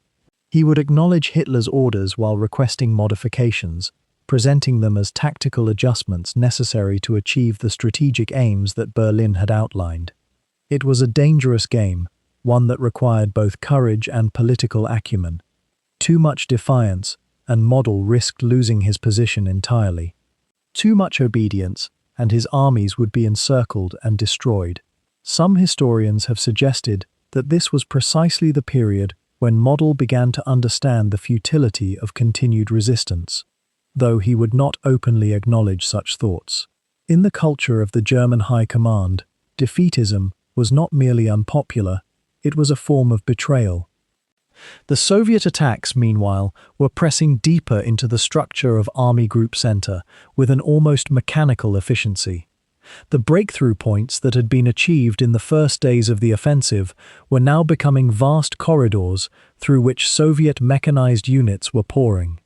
The concept of a coherent front line had essentially ceased to exist. Instead, German forces found themselves defending a series of isolated pockets and strongpoints, connected to higher command by radio signals that were increasingly unreliable. Supply lines that had barely been adequate before were now completely severed. Units that had entered July with reasonable stocks of ammunition and fuel were by late July reduced to scavenging and desperate measures. One particular dynamic that emerges from the accounts of this period is the growing desperation of German soldiers in these isolated positions. They had entered the campaign with reasonable confidence in the strength of Army Group Center. It was, on paper, one of the most formidable military formations ever assembled. Yet within a matter of days, that confidence had transformed into something closer to resignation. The men could see the scale of the Soviet forces arrayed against them. They could see, in many cases, the futility of their situation, and yet they were expected to continue fighting, continue dying, in pursuit of objectives that seemed increasingly abstract. The question of morale becomes rather significant when we consider the mechanics of military collapse. Armies do not dissolve simply because they lack materiel or because they face superior numbers. They dissolve when the men who comprise them lose faith in the possibility of survival, or when they lose faith in the purpose for which they are fighting. By mid to late July of 1944, some units of Army Group Center were experiencing the onset of both. The defensive battles that were being fought were no longer battles for strategic advantage, but rather struggles for individual survival. A man in an encircled position, aware that his unit has no prospect of relief and no possibility of breaking out, might reasonably ask himself whether continued resistance serves any purpose beyond delaying his own death. The Soviet forces seemed to understand this, and they adjusted their tactics accordingly. In some sectors, they were offering surrender terms that presented themselves as alternatives to annihilation. The frontline Soviet soldiers, for their part, were fighting with a ferocity born of years of warfare on their own soil. The Red Army had suffered catastrophically in the opening phases of Operation Barbarossa. The survivors of those first terrible campaigns carried memories of occupation, of massacres, of the systematic brutality that had characterized the German presence in the Soviet Union. They were not inclined toward mercy, and the German soldiers facing them knew this. Surrender to Soviet forces was a terrifying gamble. Many chose what they perceived as the less uncertain fate of continuing to fight. Yet the numbers tell their own story, and the numbers from this period show an increasing rate of Soviet advances measured in tens of kilometers per day. The Wehrmacht's capacity to conduct even temporary delaying actions was eroding. The panzer reserves that had been held back for counter-offensive operations were being consumed in futile attempts to plug gaps in the line. By late July, Model was essentially managing a collapse rather than directing a campaign. He was attempting to preserve enough coherence in his forces to avoid complete annihilation, while simultaneously trying to maintain the pretense that orderly operations were still possible. The towns and cities that dotted the operational area became focal points of increasingly desperate struggle. Vilna, Grodno, Minsk, Kaunas. These names now represent not strategic objectives, but human tragedies on a monumental scale. German garrisons were being left behind, either deliberately as delaying forces or accidentally as the Soviet advance moved faster than expected. Some of these garrison commanders understood that they were being left to be surrounded and destroyed. Others seemed to harbor hopes that relief would eventually arrive, that the fluid situation would somehow consolidate and allow for counterattacks that would restore the line. These hopes, without exception, were disappointed. The perspective from the Soviet side reveals a somewhat different emotional landscape. The Soviet commanders had reason to be euphoric. The offensive was succeeding beyond their most optimistic predictions. The intelligence estimates had generally assumed that Army Group Center would attempt to conduct a fighting withdrawal, that the Germans would manage to preserve some coherence and fight again in the next position. Instead, the Germans were being broken into fragments. The Soviet system of rewards and advancement meant that commanders who achieved significant breakthroughs and captured significant numbers of prisoners were elevated in status, given recognition, occasionally given command of larger forces. The psychological incentive structure encouraged aggressive, relentless pursuit. There was no incentive to pause, to consolidate, to proceed cautiously, and so the Soviet forces drove onward, and the collapse of Army Group Center accelerated. As the summer of 1944 unfolded across the breadth of the Eastern Front, the German commanders within Army Group Center found themselves grappling with a reality that seemed increasingly divorced from the strategic optimism that had animated their planning just months before. The collapse was not, perhaps, a sudden and violent rupture, but rather a slow, grinding dissolution, a widening fissure in the facade of military coherence that would eventually render the entire position untenable. What had begun as localized Soviet breakthroughs in June had, by late July and into August, evolved into something far more systemic. The question that haunted every staff officer and field commander was not whether the front would hold, but rather where, if anywhere, a sustainable line could be established. One of the most telling aspects of this period was the increasing frequency with which communication between higher command and frontline units became confused, contradictory, or simply lost in the vastness of territory now contested. Radio operators worked through the night, sending and resending orders that often arrived too late, addressed formations that no longer existed in coherent units, or contained intelligence that had been superseded by events before the ink had dried on the message. The human element of warfare, that crucial bridge between intention and action, was fracturing under the weight of simultaneous catastrophes. A corps commander might receive orders to hold a sector that his reconnaissance indicated had already been flanked. A division staff might learn of a Soviet breakthrough only when enemy armor appeared at the perimeter of their command post. These were not failures of courage or will, but rather the inevitable consequences of a command structure stretched far beyond its functional limits. The state of supply along the collapsing front deserves particular consideration, for it was perhaps the most grinding and relentless pressure that wore away at German fighting capacity. By early August, the supply lines extending back from Army Group Center into Poland and beyond were stretched to breaking points that made earlier logistical crises seem almost quaint by comparison. The railheads that had once reliably delivered ammunition, fuel, and provisions were now themselves under threat from Soviet long-range artillery and, increasingly, from Soviet air superiority that had become undeniable fact rather than recurring nightmare. A truck driver tasked with delivering ammunition to a corps headquarters might spend 3 days navigating detours around Soviet-held territory, only to arrive with a partial load at a destination that had moved 12 kilometers to the rear. The systematic destruction of infrastructure, bridges, roads, depots, created a cascading effect where each German withdrawal necessitated the abandonment of supplies that could not be moved, which in turn reduced the capacity to supply the next position, which in turn accelerated the next withdrawal. It was a vicious cycle that no amount of improvisation or determination could fully break. The psychological toll of these material shortages manifested in ways that extended far beyond mere discomfort. Soldiers who had survived months or years of combat in Russia had learned to live with deprivation, but there was a qualitative difference between the deprivation of attrition and the deprivation of collapse.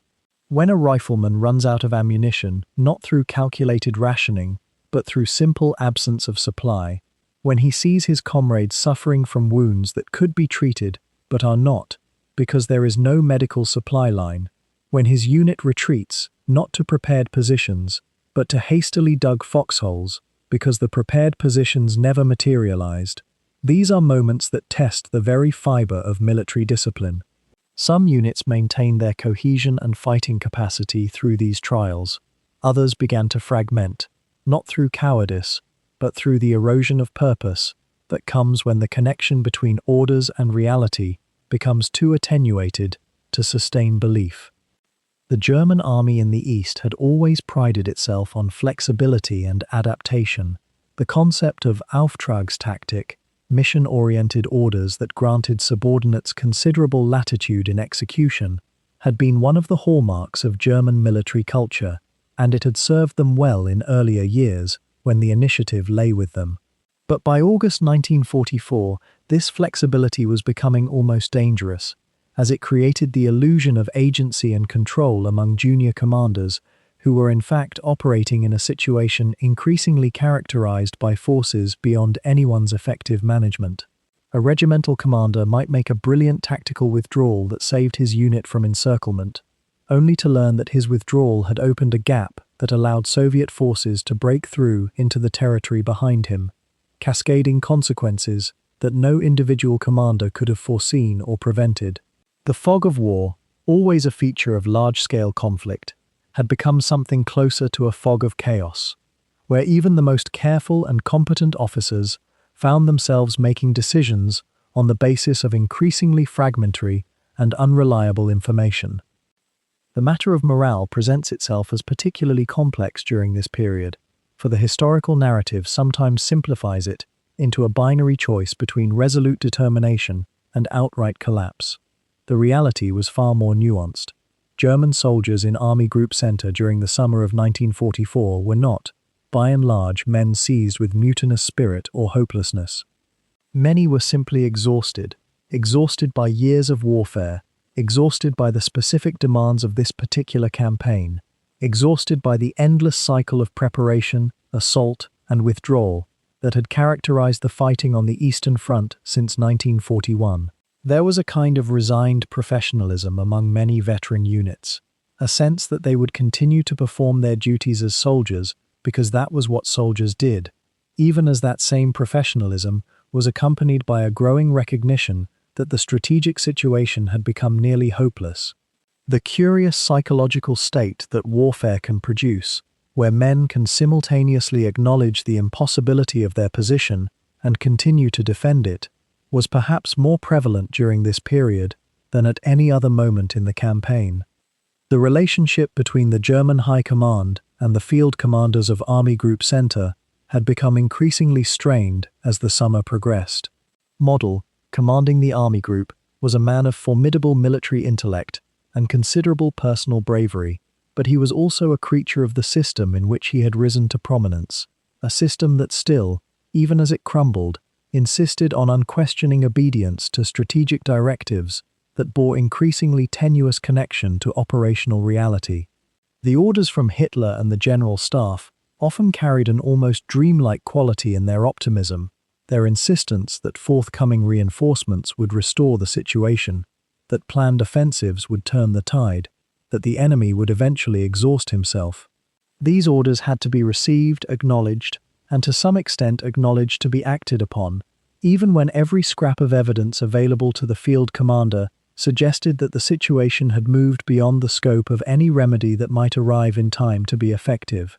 It was a form of cognitive dissonance, elevated to the level of military command, and it created a peculiar tension in the relationship between those attempting to salvage something from the wreckage and those insisting that the wreckage could yet be transformed back into a functioning instrument of war. The question of individual responsibility and collective catastrophe becomes unavoidable when examining this particular moment in military history. How much of the collapse of Army Group Center in 1944 can be attributed to specific decisions made by identifiable commanders, and how much can be understood as the inevitable result of structural forces, the overwhelming numerical and material superiority of the Soviet forces, the vast distances involved, the quality of Soviet generalship that had visibly improved over the years of the war? This is perhaps a question that admits of no final answer, but rather invites ongoing reflection on the relationship between agency and circumstance in military affairs. What seems clear, from the vantage point of historical distance, is that individual German commanders were attempting to solve problems that had already become unsolvable at the moment they inherited them. The collapse of Army Group Center was not the result of a single catastrophic error or a string of tactical failures, though both certainly occurred.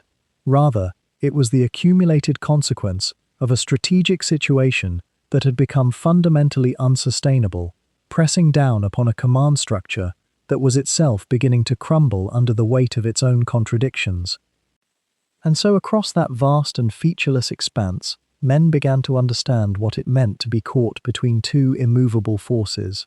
The withdrawals that had been ordered, those careful, deliberate instructions from higher command to fall back in structured formations, to preserve the army's cohesion and fighting strength, these had become something altogether different. Reality, it seemed, had outpaced the orders by many kilometers. What had been envisioned as an orderly retreat transformed instead into a series of desperate, fragmentary movements, each unit trying to find a route eastward that wasn't already choked with refugees, destroyed vehicles, or advancing Soviet armor. Consider for a moment the experience of a junior officer, perhaps a captain or a young major, commanding a company or a small battalion. The maps he carried were growing obsolete almost as soon as they were issued.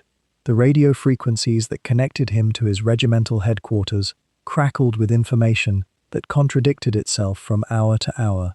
One transmission might order him to hold a particular town. The next would insist he abandon it. A third would suggest that the town was already behind Soviet lines. How does one maintain discipline, maintain some semblance of military order, when the very framework of command and communication is fragmenting beneath you? The psychological weight of such uncertainty, layered upon fear and exhaustion, cannot be easily measured or described. Yet it was precisely this condition that prevailed across Army Group Center's zone of operations in July of 1944. The soldiers themselves, the ordinary infantrymen, the artillery crews, the machine gunners and the drivers, they adapted in ways both mundane and remarkable. Some units, finding their original objectives already overrun or rendered unreachable, simply changed direction on their own initiative. Others gathered around whatever officer or senior NCO could be found and followed him in whatever direction he pointed. There was no grand conspiracy here, no deliberate mutiny. It was rather an organic reconfiguration of the military organism under extreme duress. Commands that couldn't reach the men who made their own decisions to survive, and in those decisions, paradoxically, preserved themselves far better than rigid adherence to orders transmitted through a communications net that had largely ceased to function. The Germans had always prided themselves on their officers' training in what they called Auftragstaktik, mission-oriented tactics, a philosophy that emphasized understanding the intent of higher command rather than rigidly executing specific instructions. The theory was elegant. The practice, when the system of command itself was collapsing, became almost a necessity rather than a choice. A platoon leader separated from his company would press forward in what he judged to be the correct direction. A sergeant commanding a handful of men would make his own decisions about when to move, when to hide, when to fight. These weren't acts of heroism, they were acts of survival. And yet, in their cumulative effect, they sometimes proved to be the very thing that kept certain formations intact long enough to reach new defensive positions many kilometers to the west. The relationship between the officers and their men, always critical in military organizations, became perhaps even more essential during this period. In the chaos of retreat, a soldier's willingness to continue fighting, to keep moving, to maintain some discipline rather than simply dissolving into the landscape, depended heavily on his trust in his immediate commanders. Could he believe that this officer actually knew where they were going, or at least had some reasonable plan? Could he trust that the next movement wasn't simply a recipe for being captured or killed? Officers who had built such trust over months or years of previous service together found that their men would follow them through almost anything. Those who hadn't, or who were new to their units, often found themselves abandoned by soldiers who made their own calculations about survival. There existed, as well, a peculiar phenomenon that military historians have sometimes noted, but rarely emphasized. Even as everything around them was collapsing, many German soldiers retained an almost stubborn professionalism. They maintained their weapons, checked ammunition, ensured that the few vehicles still operational continued to run. They conducted what reconnaissance they could. They attempted to establish defensive perimeters at night. The instincts drilled into them through months or years of military training didn't simply vanish because the strategic situation had become hopeless. Rather, these habits of discipline and attention to detail actually served a psychological function. By continuing to behave as soldiers, by maintaining the rituals and procedures of military life, they maintained a degree of coherence, of purpose, in circumstances that threatened to dissolve everything into complete chaos. The logistics of this period deserve their own careful consideration, though they occupy a strange space in historical accounts, not quite visible enough to command attention, yet profound in their consequences. An army withdrawing doesn't simply evaporate. It must feed itself, it must maintain its vehicles with fuel and spare parts. The wounded must be transported, or at minimum, moved to locations where they might receive treatment. These materials, these supplies, had to move along roads that were themselves under constant threat. Partisan activity, which had intensified as Soviet forces advanced, meant that supply columns couldn't move safely even when the roads themselves appeared clear of enemy combat troops. The Germans had to garrison towns and way stations simply to keep supply lines functioning. This meant detaching fighting strength from frontline units to protect the rear. It meant that even as the armed forces attempted to concentrate their remaining combat power, a portion of that power was necessarily dispersed across a vast network of logistics. What emerged during this period was something like a gradual, cascading failure of the entire system, not a sudden collapse that might actually have been clearer, more decisive, rather a slow degradation in which each failure of one system compounded the failures in others. Supply lines couldn't be maintained, so troops had to subsist on what they carried or what they could forage. Units couldn't be adequately reinforced, so they lost men at accelerating rates. Communications couldn't be maintained, so coordination between units became increasingly difficult.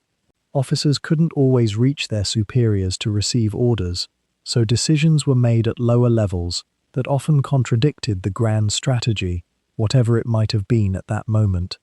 And as each of these failures accumulated, the probability that the next failure would occur increased geometrically.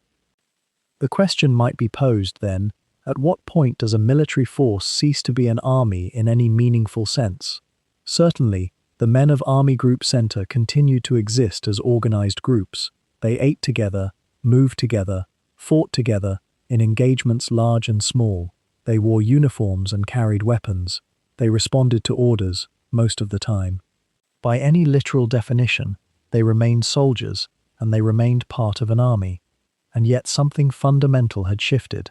The coherence that holds an army together, the expectation of victory, or at least meaningful purpose, the sense that today's suffering contributes to tomorrow's achievement, these had become increasingly difficult to sustain. The men moved and fought and withdrew, not because they believed in anything anymore, but because that was what men in their position did. They followed the momentum of history in the direction it was pushing them. In the days that followed, as the full scope of the catastrophe became visible across the Soviet front, the men in the remnants of Army Group Center found themselves moving through a landscape that seemed less like warfare and more like the dissolution of something fundamental. The roads were clogged not with organized columns but with fragments. Vehicles abandoned where they had run out of fuel, supply trucks overturned in the haste of retreat, and the personal effects of soldiers scattered like leaves in wind. Many of these men had been in Russia for years, and they understood, perhaps without fully admitting it to themselves, that they were witnessing the beginning of the end. The psychological weight of this moment cannot be overstated. A soldier who had survived Stalingrad, who had endured the mud and cold of the Ukrainian winters, who had come to believe in some form of German invincibility, now found that belief collapsing around him as swiftly as the front itself. What happens to a person when the foundational story they have been told about their own nation's destiny proves false in real time. The mind tends to break into smaller compartments. You focus on the next mile, the next meal, the next moment of safety, because thinking about the larger picture becomes paralyzing. The Soviet forces pursuing these retreating Germans were themselves exhausted, though in a different way. They had been advancing continuously for weeks, and the very success of their offensive created its own logistical nightmares. Supply lines stretched thin across hundreds of kilometers of liberated territory, and there were moments when Soviet commanders faced the peculiar problem of having advanced faster than their own ability to sustain the advance. And yet they pushed forward, because the order from Moscow was unambiguous. The destruction of Army Group Center was to be complete. There would be no halting, no consolidation, no respite. It was during this period that many German units began to realize they were not simply retreating to a defensive line they might hold. They were retreating across an entire country, and the question that haunted each surviving officer was whether there would be any line to hold at all. Some commanders attempted to establish resistance points along rivers and ridgelines, the Berezina, the Naro, any natural obstacle that might buy time, but time itself had become an enemy as much as the Soviet soldier facing them across the field. The losses in these final weeks of collapse were staggering in their impersonal scale. Entire divisions that had gone into battle at or near full strength simply ceased to exist as coherent military units. They did not all die, though many did. Some were captured, some scattered into small bands that would wander for months. Some found their way westward through pure luck and determination. But as units, as organized formations with commanders and supply chains, and a clear purpose within a larger strategy, they were gone. The Wehrmacht's carefully nurtured officer corps, many of whom had trained since the 1920s, found themselves commanding companies instead of regiments, and sometimes commanding nothing at all. Perhaps the most disorienting aspect of this period was the information vacuum. German soldiers, particularly those in the lower ranks, had little understanding of the broader strategic picture. They knew their own front was collapsing. They heard rumors of disasters elsewhere along the line. But the full nature of the catastrophe, that Army Group Center as a coherent force was ceasing to exist, that the Soviet advance might not be stopped anywhere on the continent, this understanding came slowly, in fragments, and was often too terrible to fully believe. Denial is a powerful force in the human mind, especially when the alternative is despair. There were pockets of fierce resistance, moments when depleted German units nonetheless managed to inflict serious casualties on their Soviet pursuers. These encounters, sometimes involving only a few hundred men armed with anti-tank rifles and machine guns holding off the advance of thousands, have sometimes been characterized as glorious last stands. But the men involved rarely saw them in such romantic terms.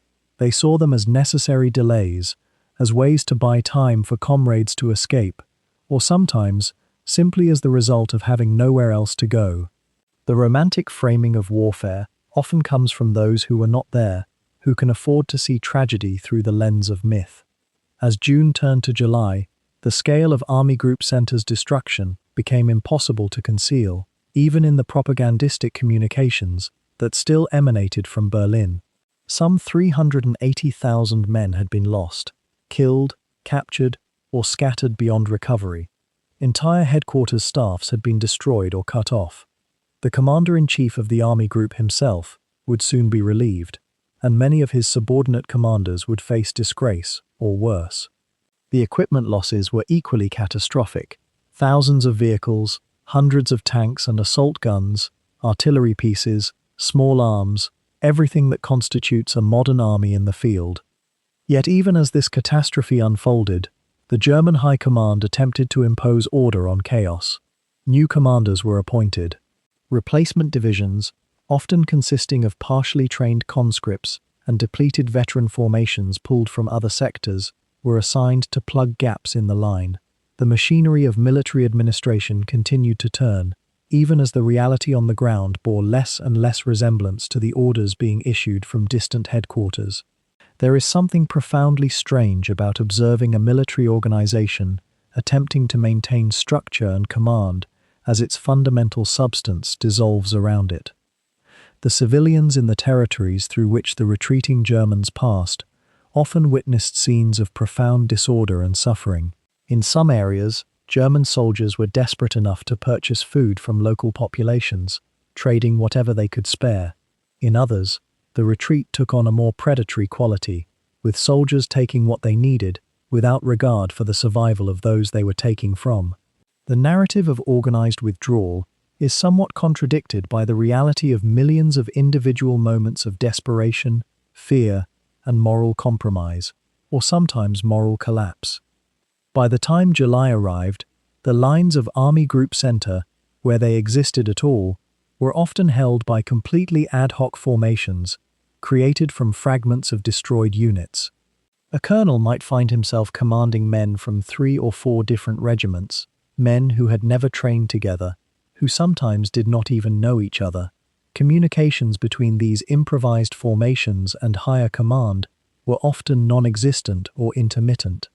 Orders issued from army headquarters bore little relation to the tactical reality being faced by junior officers in the field, who had to make decisions about whether to hold, withdraw, or attempt to break through toward friendly lines based on fragmentary information and their own judgment. What does it mean for an army, an institution built on hierarchy, discipline, and the subordination of individual will to collective purpose, to lose the very coordination that makes it an army? The transformation of Army Group Center from a dangerous military force into a collection of desperate, dispersed, and often isolated groups of soldiers represents one of the most complete military collapses of the modern era. And yet, the soldiers who lived through this collapse often survived it, not through any superior tactical acumen or organized retreat, but through sheer persistence, luck, and an animal determination to stay alive. The reflections of survivors, recorded in memoirs and interviews decades later, often emphasize the strangeness of these final weeks. The sense of moving through a nightmare that was somehow continuing to follow the rules of reality. Supply columns were still being organized, even though they had nothing to supply. Officers were still writing reports, even though the chain of command had largely ceased to function. Discipline was still being enforced, even though the reason for discipline had become obscure. The human mind tends to continue following established patterns long after the logic for those patterns has dissolved. What remains, then, when we step back from the names and dates and the vast machinery of war, is a question that has occupied historians and philosophers ever since. How does an institution built on precision, on order, on the careful codification of military science, collapse so utterly and so swiftly? Army Group Center did not fail because of incompetence alone, or because its officers lacked courage or vision. It failed because the gap between what the system believed about itself and what was actually true had grown so wide, so fundamentally unbridgeable, that no amount of tactical brilliance could close it. The men in those bunkers in June of 1944 were operating with maps that no longer corresponded to terrain, with assessments that no longer reflected reality, with orders that could not be executed by armies that no longer existed. There is something almost tragic in that recognition, something that speaks to a universal human vulnerability. We are creatures who navigate by stories we tell ourselves. We construct narratives about our own strength, our own inevitability, and for a time, those narratives hold us aloft. But the world has a way of intruding upon our carefully maintained fictions. The Soviet offensives of Operation Bagration represented, in its essence, a collision between the story the German High Command had chosen to believe and the stubborn material facts that would no longer remain silent. Consider what happened in the weeks following that collapse. The survivors, those officers who escaped the encirclements, those soldiers who found their way westward through forests and across rivers, carried with them not just trauma, though they carried that in abundance, but a kind of fundamental disorientation. The officer corps that had been shaped by years of indoctrination, of careful hierarchy, of the conviction that they served a system of historical destiny, found themselves suddenly adrift, Some would attempt to rebuild, some would seek to negotiate, some would retreat into silence and memory, but none could return to the certainty they had possessed just weeks before. The collapse of Army Group Center also marked something else, something subtler, but perhaps equally profound. It marked the moment when the myth of German military superiority, the notion that German officers and soldiers represented a kind of tactical and strategic elite, could no longer be sustained, even by the Germans themselves. In the aftermath of Bagration, as the full scale of the losses became apparent, that myth began to evaporate. The Wehrmacht and the SS would continue to fight for nearly another year. They would retreat. They would mount desperate counteroffensives. But the sense that they were an unbeatable instrument, that German professionalism could overcome any obstacle, had been shattered on the fields of Belarus and Lithuania. What replaced that myth was something more complex, and in many ways more dangerous, a kind of desperate defiance, a resolve born not from confidence, but from the absence of any alternative. The German armed forces in the summer of 1944 were no longer fighting because they believed in victory. They were fighting because the machinery of state and society had been organized entirely around the continuation of war, and the apparatus that controlled that machinery would not permit surrender or negotiation. It is one of the quieter and more unsettling lessons of this collapse, that institutions once set in motion tend to persist even when the reasons for their existence have been overtaken by events. The Soviet commanders who orchestrated Bagration, by contrast, found themselves ascending. Zhukov's reputation, already formidable, was now cemented as that of the architect of a decisive victory on a scale that Europe had not witnessed since Napoleon. Rokossovsky and his fellow generals returned to Moscow to briefings with Stalin, to the distribution of honors and the expansion of authority. The Red Army had proven, to itself and to the world, that it could not only resist German offensives, but could deliver annihilating counterblows of staggering complexity and scope. The psychological impact of that realization rippled outward across the Soviet state and the territories liberated in its wake. And yet, even in victory, there were costs that Soviet historians would spend decades attempting to quantify and understand. The casualty figures for Bagration remain disputed to this day, with estimates of Soviet losses ranging from the hundreds of thousands to figures approaching 1 million when all forms of attrition are included. The human cost of even a successful operation, of even a decisive military achievement, is something that tends to be diminished in the sweep of historical narrative. We speak of victories and defeats, of territorial gains and strategic achievements, and in doing so we often lose sight of the individual experience, the particular loss, the irreplaceable absence that each casualty figure represents. There is a peculiar quality to military history when viewed from a great distance. The events that seem to those who lived through them to represent the very culmination of human effort and suffering, the absolute pivot upon which civilization's future would turn, gradually recede into the past, taking on the character almost of natural disasters or geological events. We read about the collapse of Army Group Center much as we might read about the eruption of a volcano or the course of a vast river, with a certain aesthetic appreciation for the scale and complexity of the phenomena, but with a distance that permits contemplation rather than immediate horror. Yet that distance can deceive us. The choices made by military commanders in June and July of 1944 were not inevitable. They were not the simple unfolding of predetermined patterns. They were choices made by human beings operating under tremendous pressure, with incomplete information, with the weight of millions of lives hanging upon their decisions. Some of those choices reflected genuine wisdom and foresight. Others reflected catastrophic misjudgment. Most reflected something more complicated, the attempt to navigate impossible circumstances with the tools and the understanding available to them in that moment. The Eastern Front in 1944 was not a chess match, though it is often described in terms that make it sound like one. It was a clash of vast industrial military complexes, each sustained by millions of human beings, each supported by the economies and the political structures of nations. To speak of it in purely military terms, to analyze movements and counter-movement, to discuss supply lines and logistical chains, is to gain a kind of clarity and order. But that clarity comes at a price. It distances us from the fundamental reality that each decision, each tactical maneuver, each strategic calculation rippled outward into the lives of soldiers and civilians, into families separated and communities destroyed. Consider the perspective of a German soldier in the summer of 1944. He might have served, if he was in Army Group Center, for months or even years without seeing clear combat, involved primarily in the maintenance of static defenses, in the slow deterioration of morale that comes with defensive warfare. Then, suddenly, the Soviet offensives began. The scale of them, the speed, the sheer weight of material and human effort that the Red Army could bring to bear, these would have been revelatory and terrifying in equal measure.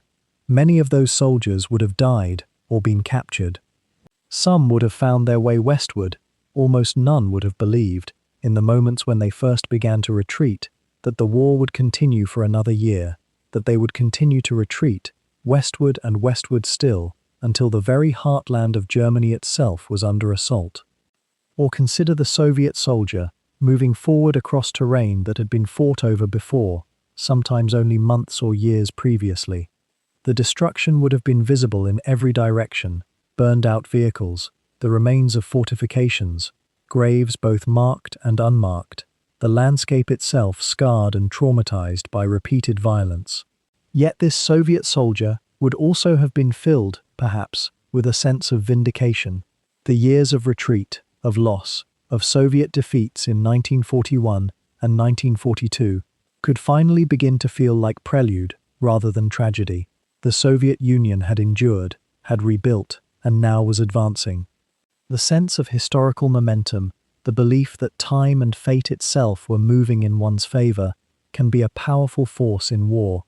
What both of these soldiers shared, despite being on opposite sides of an impassable gulf, was an existence shaped entirely by forces far larger than themselves, and a fundamental uncertainty about what came next. The immediate tactical situation might be clear enough: advance or retreat, hold or abandon.